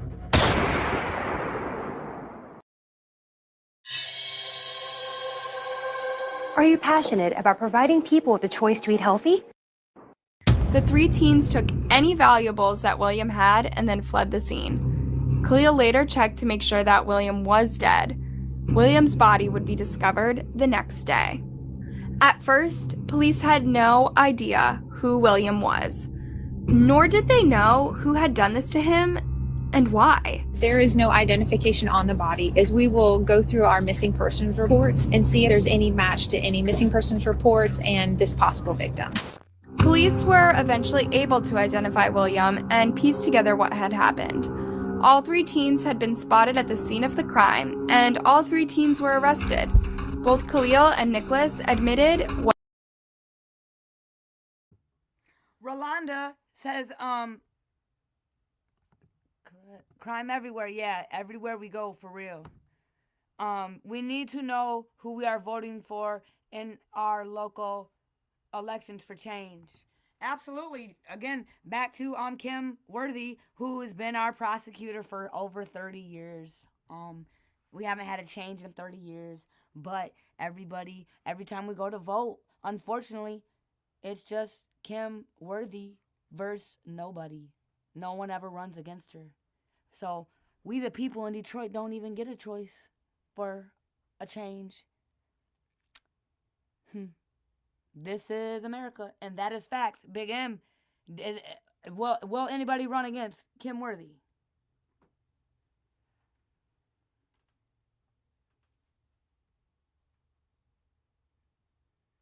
Last time, every time I went to vote, there was no. It was bubble. The only bubble to fill in was Kim Worthy for the prosecutor. And we went over this in a couple demonstrations, like, how is that even possible? But it's called power. The woman has power. I'm telling you, I never went to go vote. I remember when we voted for president, they even had the one gorilla who got shot, Hombrow. And if you don't want to vote for any of the parties, they said to vote for Hombrow. They didn't even have that option because, again, we probably would fuck around and have a gorilla for prosecutor in Detroit because that's how bad it is. But we never get it. We don't even get a choice, Rolanda. Crazy work, ain't it? Crazy work. They're like, we ain't even gonna do a rigged voting. We just gonna say no one's running against her. That easy. That make it simple and easy. With corruption comes evil. There's no goodness that comes out of corruption. And I'll argue, not argue. We can debate all day long on that one. What they did, and were charged with felony murder, aggravated assault, and armed robbery. Frenecha remained silent. Because Frenecha hadn't technically physically harmed William, she probably believed that her charges would be less severe than the other 2 teens. See, when the conspirer, the one who conspires it all, and then says, well, I didn't do anything. You were the mastermind. The mastermind opinion, in my opinion, they got that one right. Because sometimes the mastermind does more time than the unaliver. And I agree with that. Because you were just a coward. And you plotted, you set it up, and what's 6 things he hates? Feed that race to do evil. That's one thing he does not like. Oh, I mean, he hates. Wow. So the conspirer, yeah, is the most evil in my opinion. The most powerful one. The most corrupt one. Back to that corruption and power. Just because you don't got to do it, don't mean you are a part of it. Because you orchestrated it. Hello? Yes. No, you know me. I wasn't, you know me. I wasn't saying, I was saying like. I was like, I'm here. I'm here. No, I was saying it to like the people, like America. Big M, you're silly. You could see her shock clearly when her charges were read aloud in court. You have 3 warrants for armed robbery and 1 warrant for felony murder. Francesca's eyes were wide. Because you know what? She thought wrong. Like, yeah, boo boo. You was in there. You're going down with them too. Yes. Yes, boo boo. She thought wrong like Mandy, who thought cat poop was candy. And guess what? She thought she was God and better than anybody and above the program. And look, she's over here. Look at her face like. But what? I didn't do anything. Oh man. Ooh, the monster's about to get to wiggling probably because the truth. The monsters hate the truth. They get to wiggling and squirming and. She about to tell everything. Anything she knows, she telling after this. Oh yeah, she's about to crash out. What we call this a crash out, or oh my god, I'm gonna have a bitch fit. I'm gonna have a BF. She's gonna have a BF, y'all. And she shook her head in confusion and shock. Khalil also seemed confused by his second armed robbery charge, while Nicholas simply stayed stoic and expressionless. A beautiful. All three of those dangerous. No emotion. To just what? Oof. Jeez. Y'all, they're sign when people show you who they are, believe it. Service was held in William's memory by his church family. Sometimes young people are in the wrong place at the wrong time and with the wrong people, said Williams minister, Roque Barrios. Investigators say they're not sure how Tunchez and the three teens made their connection. Tunchez had no connection, I'm told, to the neighborhood where he was shot and killed. But jail records show suspect Nicholas Evans lived just down the street. And all three were identified as being at the scene. Renacha, Nicholas, and Khalil didn't just go down for Williams' murder. They were identified as being a part of other recent robberies in the neighborhood too, including one that happened just 5 days before Williams' death. It's safe to say that they were all looking at quite a bit of jail time, with Khalil in the worst position, since he was legally an adult. The three teens were held at the local jail without bond. One of the craziest parts about this case is that it took place back in 2018, and the case has not been discussed in a public sense. There must be a lot of details going on behind the scenes to explain why, after all this time, these individuals have not yet gone to trial after.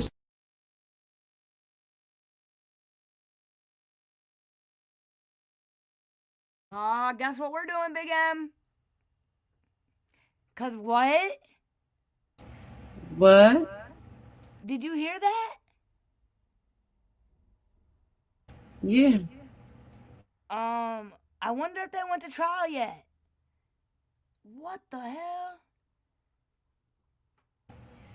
I need some names. Yeah, I'm gonna get them to you. Hold on, y'all. Big M, real quick. Did you take a gander? Yeah, I listened. Yay or nay? You misinterpreted it the wrong way. All right, we'll talk. We'll talk. I'm all right. Thank you. All right. Let's go to this next one. Okay, and I want to tell y'all this. For me, I always was more interested in the shorties, unalivings, not them doing the unalivings, because it was like, dang. And then, I'm like, again, to me, everybody thinks that, oh, they were a kid. Give them a second chance. But then, because of age, they get a second chance. But just because, I don't believe in that. I don't. If you did the crime, you did the time. Like, age does not determine, in my opinion, if you get a second chance or not. That's fucking crazy to me. What are we talking about?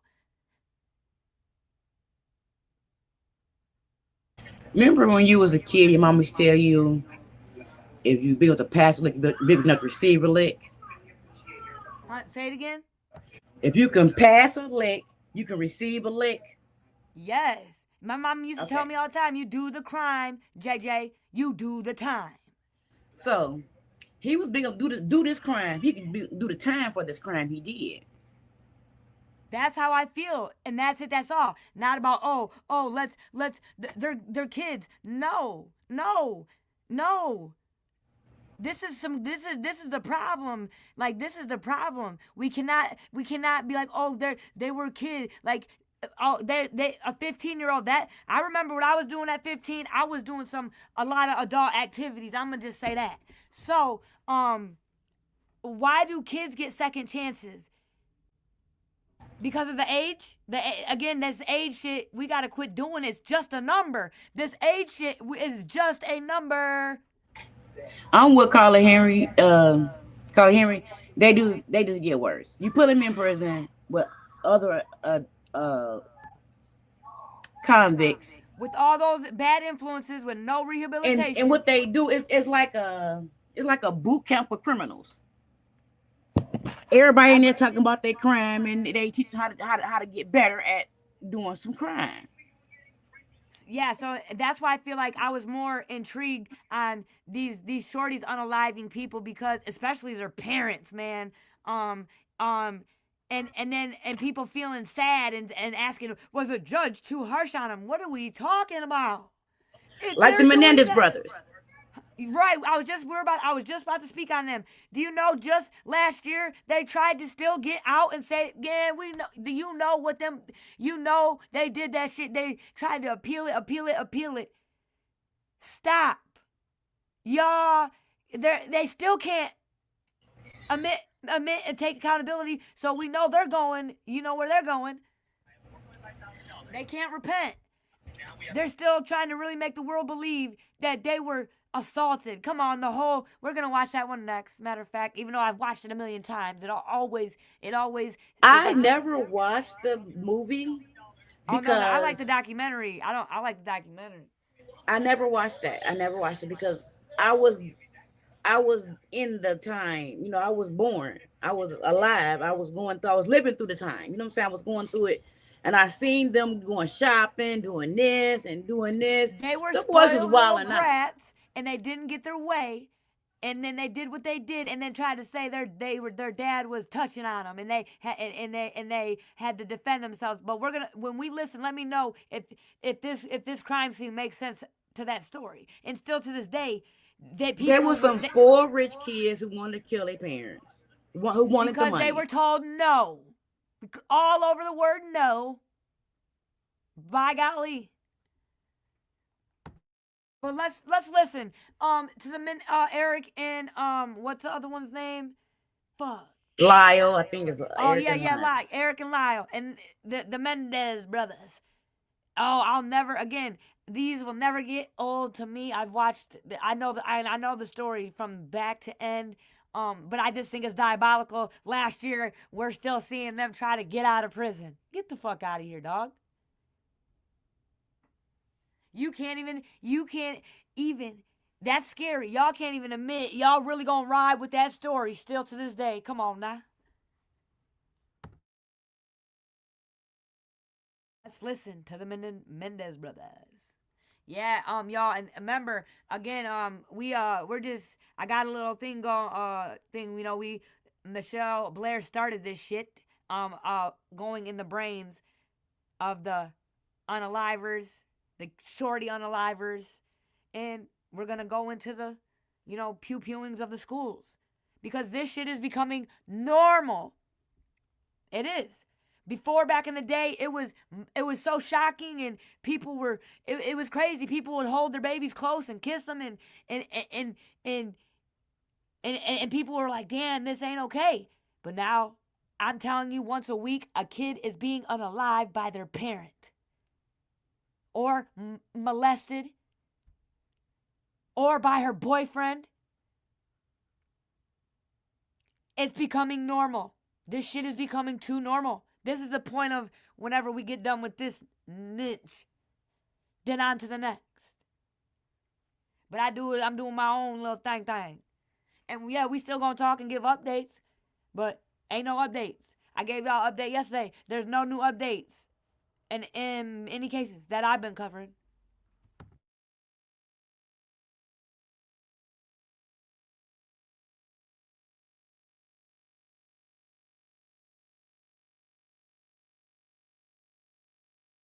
So much time has passed.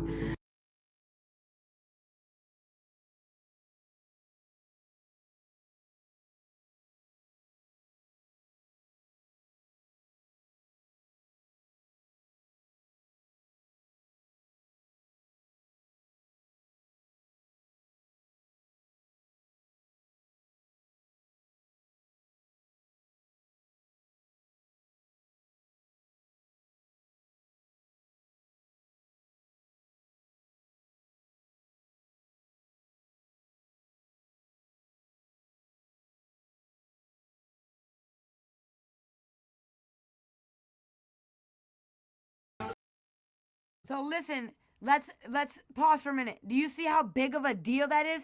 I have not seen that at the third circuit court. I ain't seen any type of action like that. I ain't seen it my whole lifetime, and there's been crime all around me. What happened to that? Because it's normal. It's too normal now. Sorry, Big M. It's becoming normal. It is. It's sad, but it is.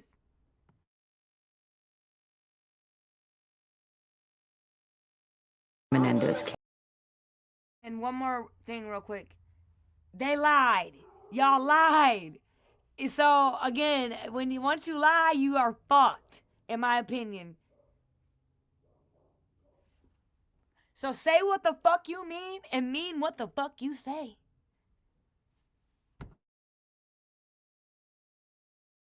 Going off mute. So, they thought they were above the program. They thought they were, God, entitled to shit, and look what they did. And then come out here and say, well, we had to do it. We were scared of our dad. Well, what'd your mom do? Oh, not protect you? Again, pay attention to people out here who think they are above the program. Pay attention. Pay attention. Don't try to cater to them or make them believe that you're any better than them, because they never will. Get away from them.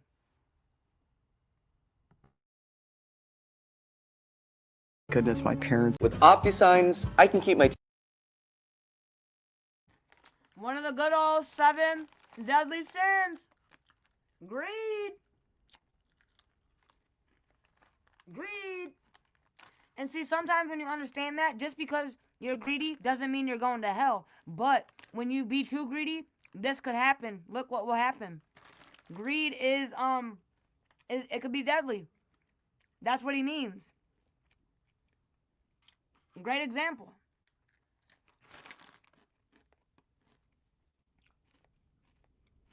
Just like when people call you lazy. People are like, oh, you're lazy because your house is messy. Nah, it's deeper than that. Lazy goes so much deeper, but people stop right there.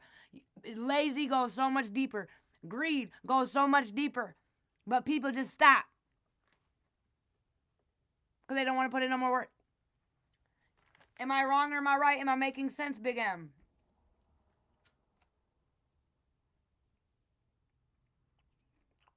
Oh, I'm too busy.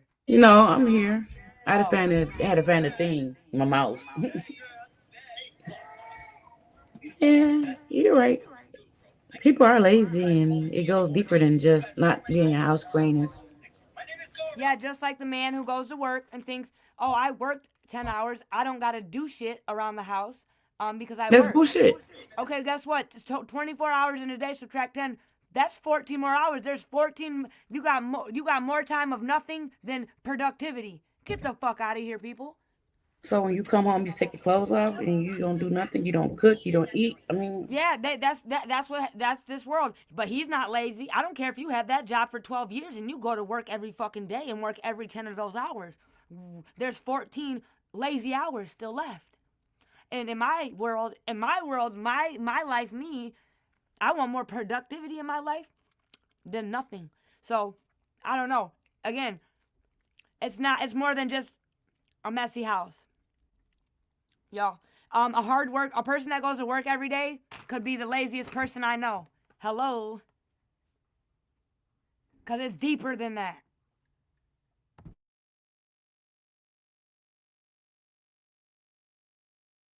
focused and up to date by making any screen into a digital sign. You might think Dangerous people right here, y'all.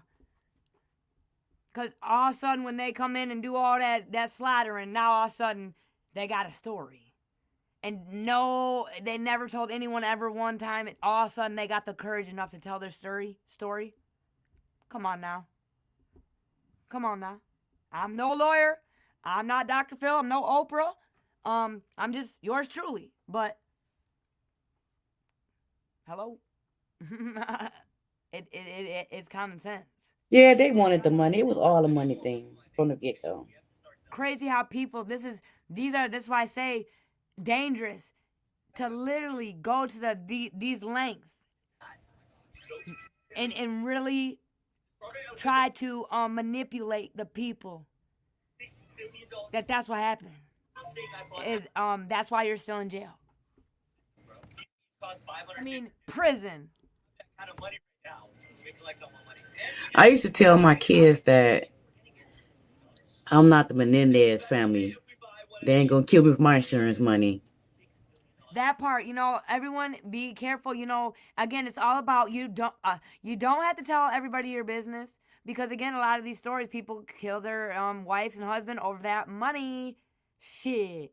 When I used to climb towers, my life insurance was really hefty. I never told my wife how much it was. Hell no. She had no idea. No, I used to tell them it's not in their name. They'll never get it. So they kill if they want to, but they'll never get it. And yeah, everybody, PSA, it'll be in little JJ's name until he's 18. So go ahead if you want to. You ain't getting it. It's going right to him. And he'll be 18 in a long time. So. But that's when they was younger. They was like, when it's first day. But when I was telling my kids, it's funny we brought that up, because I used to tell my kids, I'm not the Menendez. What's crazy too is it's wild, because when I was I remember some time ago I was doing orientation and we were signing up for life insurance, and the lady's like, you can put whoever you want. She's like, you can put me. You want my social security number? All you need is my name. Oh, actually, you don't even need their social security number. You just need their first and their full name. That's it. And they can be a beneficiary. You don't even have to know them. So if a stranger or a new friend, don't fall for the if you can dooski. Especially when it's involving money. Oh my goodness, y'all. In 2026, you better know. Don't be a fool.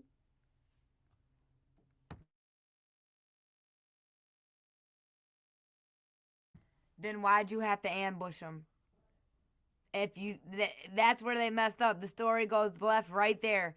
They came in and ambushed their parents because they thought that he was going to make it make sense, dog. You planned it, but it wasn't planned so good, so it didn't go well. Because you thought you were above the program, and, you thought cat shit was candy like Mandy. Excuse me, you're reading wrong. Put these on. Show me your book. I'm going to take a picture of it.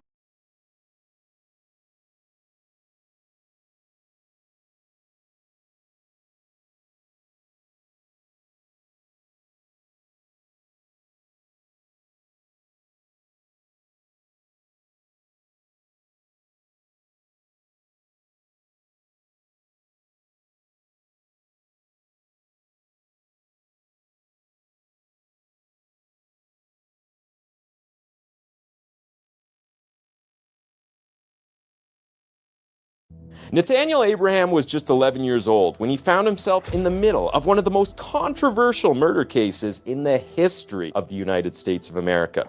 The case scandalized the country, and almost everyone responded with outrage. A murder case. But the folks on Nathaniel's block, his own neighbors, well, they weren't particularly shocked. He might have been little, measuring no more than 4 feet and weighing a little under 65 pounds, but he was also a thorn in the side of everyone in the neighborhood. A danger to the community. He threatened my grandsons all the time. He threw rocks at my mom's house. He was dangerous. And she wasn't alone. Another neighbor, an 11-year-old girl, shared a similar sentiment because, according to her, when they were both 9, Nate had threatened her with a gun. So, as Nathaniel Abraham's murder case began to take its hold in the center of public consciousness, it became clear that his entire block had turned against him. As disturbing as these allegations sounded, it seemed like they were true. All of his neighbors wanted him locked up, except one. Only one neighbor on Nate's block came to his defense when the cameras started rolling. He didn't try to downplay or dismiss claims about the boy. I think that's crazy for him to be charged as an adult. He was only 11 years old. This neighbor was convinced that the little boy wasn't the devil. He was just a broken child who made terrible decisions. This man had also experienced a version of Nate that his neighbors hadn't got the chance to see. He wanted the government and the prosecutors to go easy on the young boy. Why? Because Nathaniel Abraham was an 11-year-old boy charged with the murder of an 18-year-old named Ronnie Green. Because in the most controversial turn of events, the state of Michigan was willing and ready to try him as an adult due to the severity of his crime. And if they found him guilty, if the prosecutors were able to get what they wanted, little Nate would spend the rest of his life in prison for a crime he committed when he was just 11. Some of you watching would say murder is murder regardless of the age. That's what makes the intricacies of this story all the more interesting. Let me set the record straight before we dive into this case. The true victim in this story was 18-year-old Ronnie Green. Nate was a preteen who killed a teenager, and now he had to face the consequences. Whether it's crafting proposals for clients, or putting together landing page copy, or writing scripts for your YouTube videos, your content creations, that is where Grammarly is. So, what went wrong? We have to trace the thread back to the very beginning. Pontiac, Michigan, 1986. Months after he was born, his father left and never returned. This sudden change resulted in incredible hardship for the family because Nate wasn't the only child. There were 6 of them. His mother, Gloria, was forced to take up 2 jobs to keep their family afloat. She had to work day and night, so she was never around. And Nate's formative years were spent under the care of his older siblings. Gloria was caught between a rock and a hard place, between spending time raising her children or working hard to ensure they didn't starve to death. It's no easy dilemma. However, this whole situation turned out to be the perfect storm for something dark within Nate. With no one to keep him in check, Nate became delinquent. From the moment he could walk, he began to exhibit extremely antisocial behavior. Many kids show these traits when they are young. Parents corrected and rooted out, but no one was around to do that for Nate. So it grew into something so ugly that by the time that he was 9, he had become a troublesome child with a rap sheet of a serious middle-aged criminal. From the age of 9 till 11, Nate had 22 police encounters. Some for arson, a couple of others for assault, and several for breaking and entering. Out of those 22, at least 5 involved the use of a weapon. One involved a 14-year-old that he beat with a steel pipe, and the last involved an adult, a bus driver. At some point, he became such a problem in the neighborhood that the prosecutors would later reveal in court that a neighbor moved out of the block because of him. That same neighbor would also say, quite prophetically, that someday Nate was going to kill somebody. Now, you are probably wondering what Nate's mother did during this period.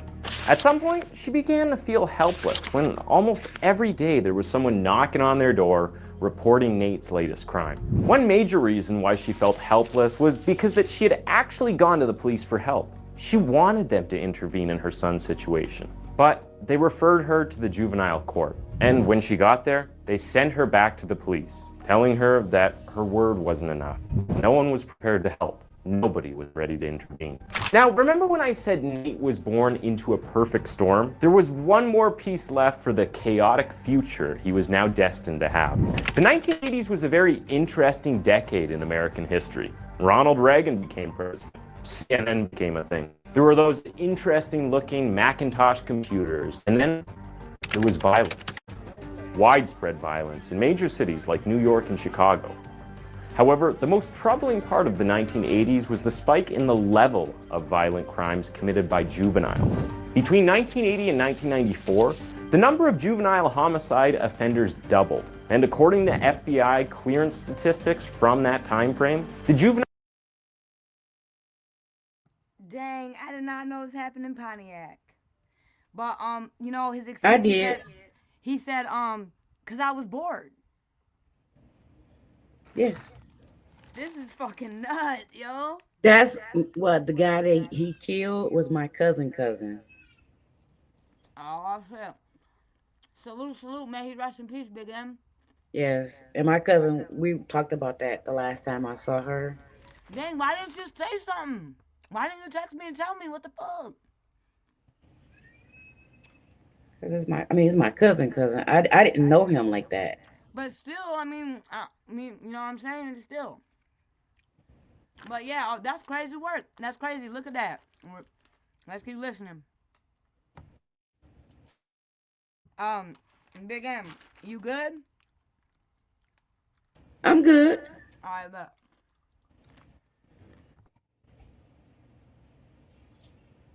Juvenile responsibility for all homicides in the country grew from 5% to 10%. The quick answer to why this was happening was the crack epidemic of the mid-1980s. In the inner cities, it had become a plague, and it wasn't long before those drugs got paired with guns and juveniles. Now, the progression from drug trade to gun violence isn't surprising. In fact, many would agree it's natural and expected. But how did kids get into the mix? Hello? Well, drug traffickers at the time found that children and teenagers made excellent recruits, better than adults. Children worked as low-level sellers, carriers, and lookouts, while working for less, taking greater risks, and escaping detention. Because at the time, no one would have guessed that an 11-year-old standing on a street corner was a drug dealer. And even when these kids got caught, their age implied innocence, and it meant that they escaped punishment. From the drug dealer's perspective, these juveniles were beyond perfect. So it wasn't long before these same juveniles came in contact with guns and began using them for their own protection, even if they didn't need to. They aspired to use them because guns had become a status symbol for the drug-dealing lifestyle that these kids now wanted to be a part of. And that's why just a decade earlier, in 1976, records showed that less than 2/3 of juvenile homicide offenders used a gun. And by 1994, 82% of juveniles used a gun in cases of homicide. This was the background of Nate's childhood. And while there is no record of drug-dealing activity on his juvenile record, it wouldn't be wild to suggest that he found himself in that crowd, and that it was that crowd that enabled his truancy. Where else do you think he got the gun he used? His mother didn't own a gun. Now, as expected, the government's response to this spike of violent, gun-fueled juvenile delinquency was to turn to the law. So, as the 1980s progressed, a growing number of states passed laws stipulating that kids under 17 could be tried as adults for certain crimes. It was a weird way to deal with the problem because they weren't seeking direct solutions. They were just adding to the punishment. Supporters of this law, who happened to be civilians like you and me, took to the streets, waving banners and slogans that read, "Adult crime, adult time." And by 1992, more than 40 states had passed laws for trying children as adults. I got one baby sick. But no state's version of the juvenile justice law matched the severity of Michigan's. Michigan, the same state that Nathaniel Abraham was born in, raised in, and would commit his devastating crime in, set no limits on the age that a child could be tried as an adult. They called their law "Get Tough on Juvenile Offenders." In fact, when one of the state senators who pushed for this law was asked if a child as young as 4 could be tried as an adult, his answer was a resounding yes. The stage was now set for Nathaniel Abraham's crime. And 3 years after that law was passed in 1997, when 11-year-old Nathaniel Abraham shot 18-year-old Ronnie Green, he became the scapegoat of a law that set the scene for the country's most controversial juvenile murder trial to date. On the 31st of October 1997, there was a commotion in Lincoln Middle School. There were police officers in the 6th grade class, and they were reading their rights. Not to the class teacher, but to 11-year-old Nathaniel Abraham, dressed up in a Halloween costume. A day before, on the 30th of October, 1997, an 18-year-old boy named Ronnie Green had passed away after fighting for his life for almost 24 hours. He had been shot in the head by a single bullet from a .22 caliber rifle. As investigators scrambled to find out who this killer was, they discovered that on the day before, 11-year-old Nathaniel Abraham had stolen a .22 caliber rifle and gone shooting outside.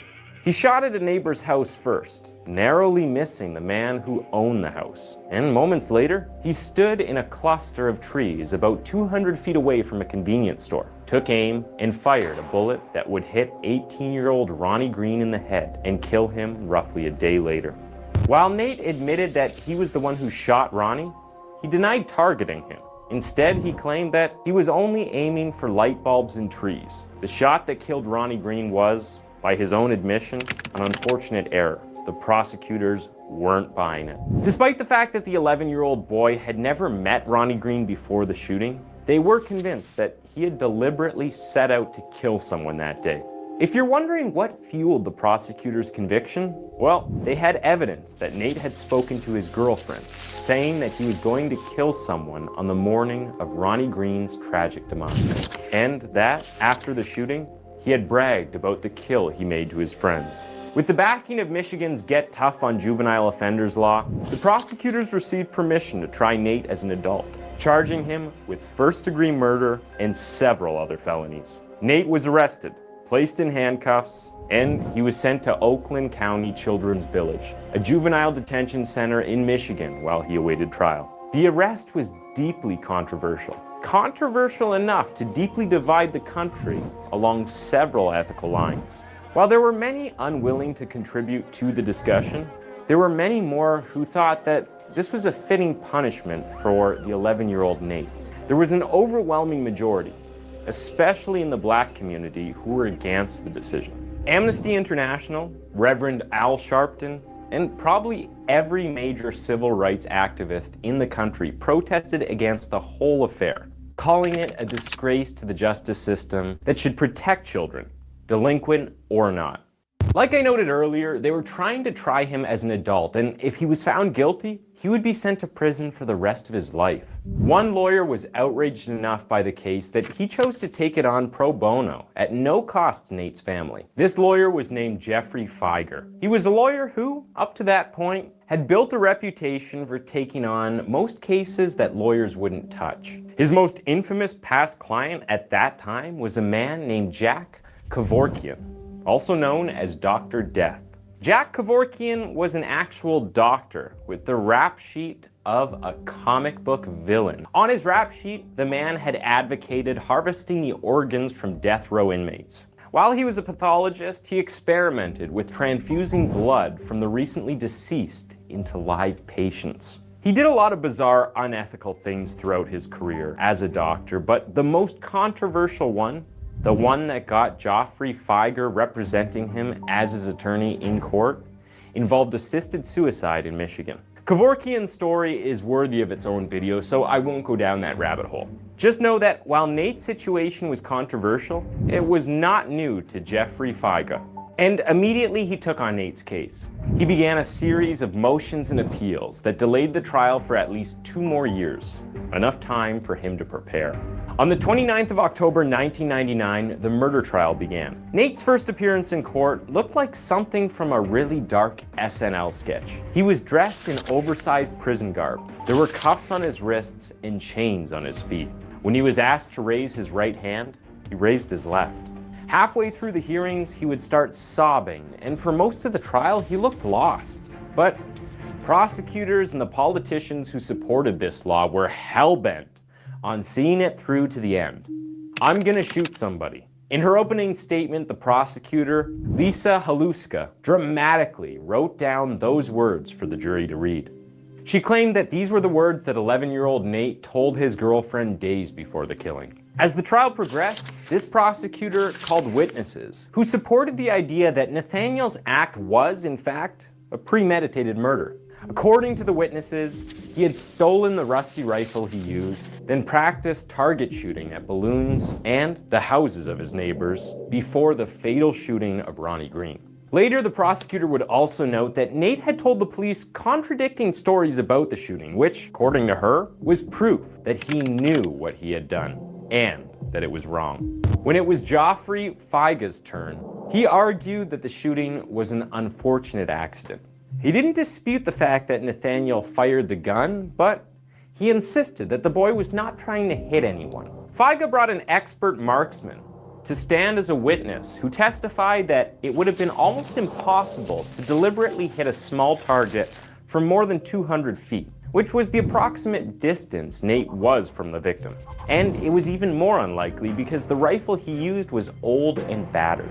Later, Fieger called on child psychologists to describe Nathaniel's mental state. According to these experts, Nate had an IQ of 70, and at the time of the murder, his thought process were like those of a 6-year-old.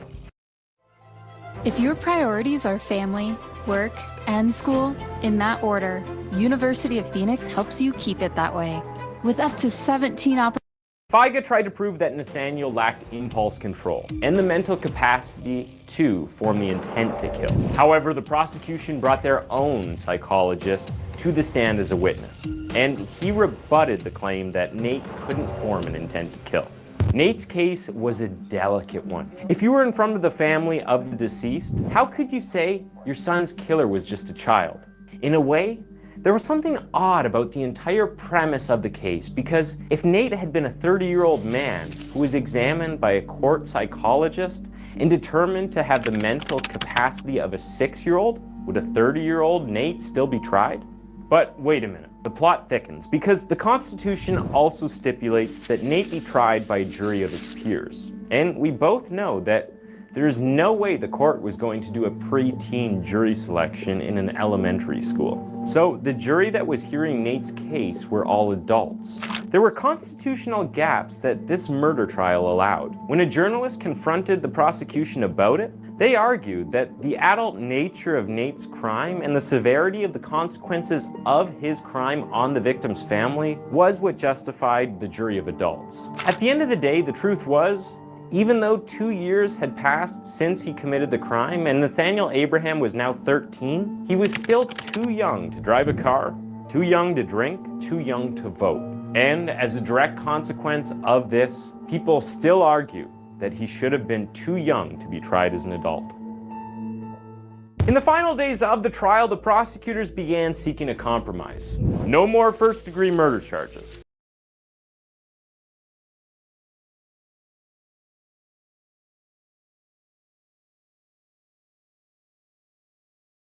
See, and that's the problem, you know.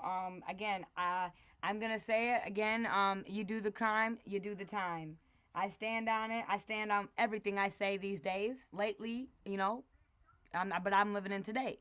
So we're gonna be back later. We're gonna be breaking down another little aspect of things that, you know, just doing what we do. So I'm gonna end it like I always do. Yeah. Good old Winnie the Poohski. It'll probably be around Big M. Like 10:30, 10 o'clock, good for you? Yeah, you didn't finish that guy Nathaniel. Yeah. He's been back in and out of prison. Oh, I know that. Yeah, I know. But I'll go finish it because you know, just but we're gonna come back later and I'm gonna do 10 or 10:30 because I know you got the grandbabies. Okay. Okay, yeah, but yeah, he's been in and out of prison. Yeah, see, at first I thought he was the one that was in the trunk with his dad, because that happened in Michigan too on 94. Huh? The trunk with his dad? Remember the dad was driving around with his son in the trunk and they were sniping people from the trunk? Oh, that didn't happen in did it come in Michigan? That was on 94. It was a 94 sniper. We had a couple snipers on 94. It was on 94, but it wasn't here. I don't think it wasn't in. Maybe it was in Chicago. Yeah, it was on 94, but it wasn't in Michigan. Yeah, I think because 94 stops like it's got to be in Chicago or somewhere in them areas. But I ain't gonna say because I can't remember, but I'm gonna double check and I'll say yeah. I have for next time, but I don't talk about it if I don't know what I'm talking about. Yeah, we're gonna come back later and do some more, you know, shorties and, you know, get into the minds of them and, you know, school pew-pewings, you know, because those are becoming normal too. We're just getting into what's the new normal, you know, because it is kind of uncomfortable to say, but it's the truth. Yes. So we're gonna end it like we always do. Good old Winnie the Poohski, you know, you're smarter than you think, you're braver than you believe. Hey. And you're stronger than you seem. I feel it in my heart every time I'm doing the strong arm right now. Remember, it's all love over in this platform. And it's all good vibes, positivity. And it's okay to agree to disagree, you know. And until then, y'all, I hope y'all be real smooth with it, real cool with it, and most importantly, real true with it, you know. Salute, salute, it's all love. Big M. Peace. Peace.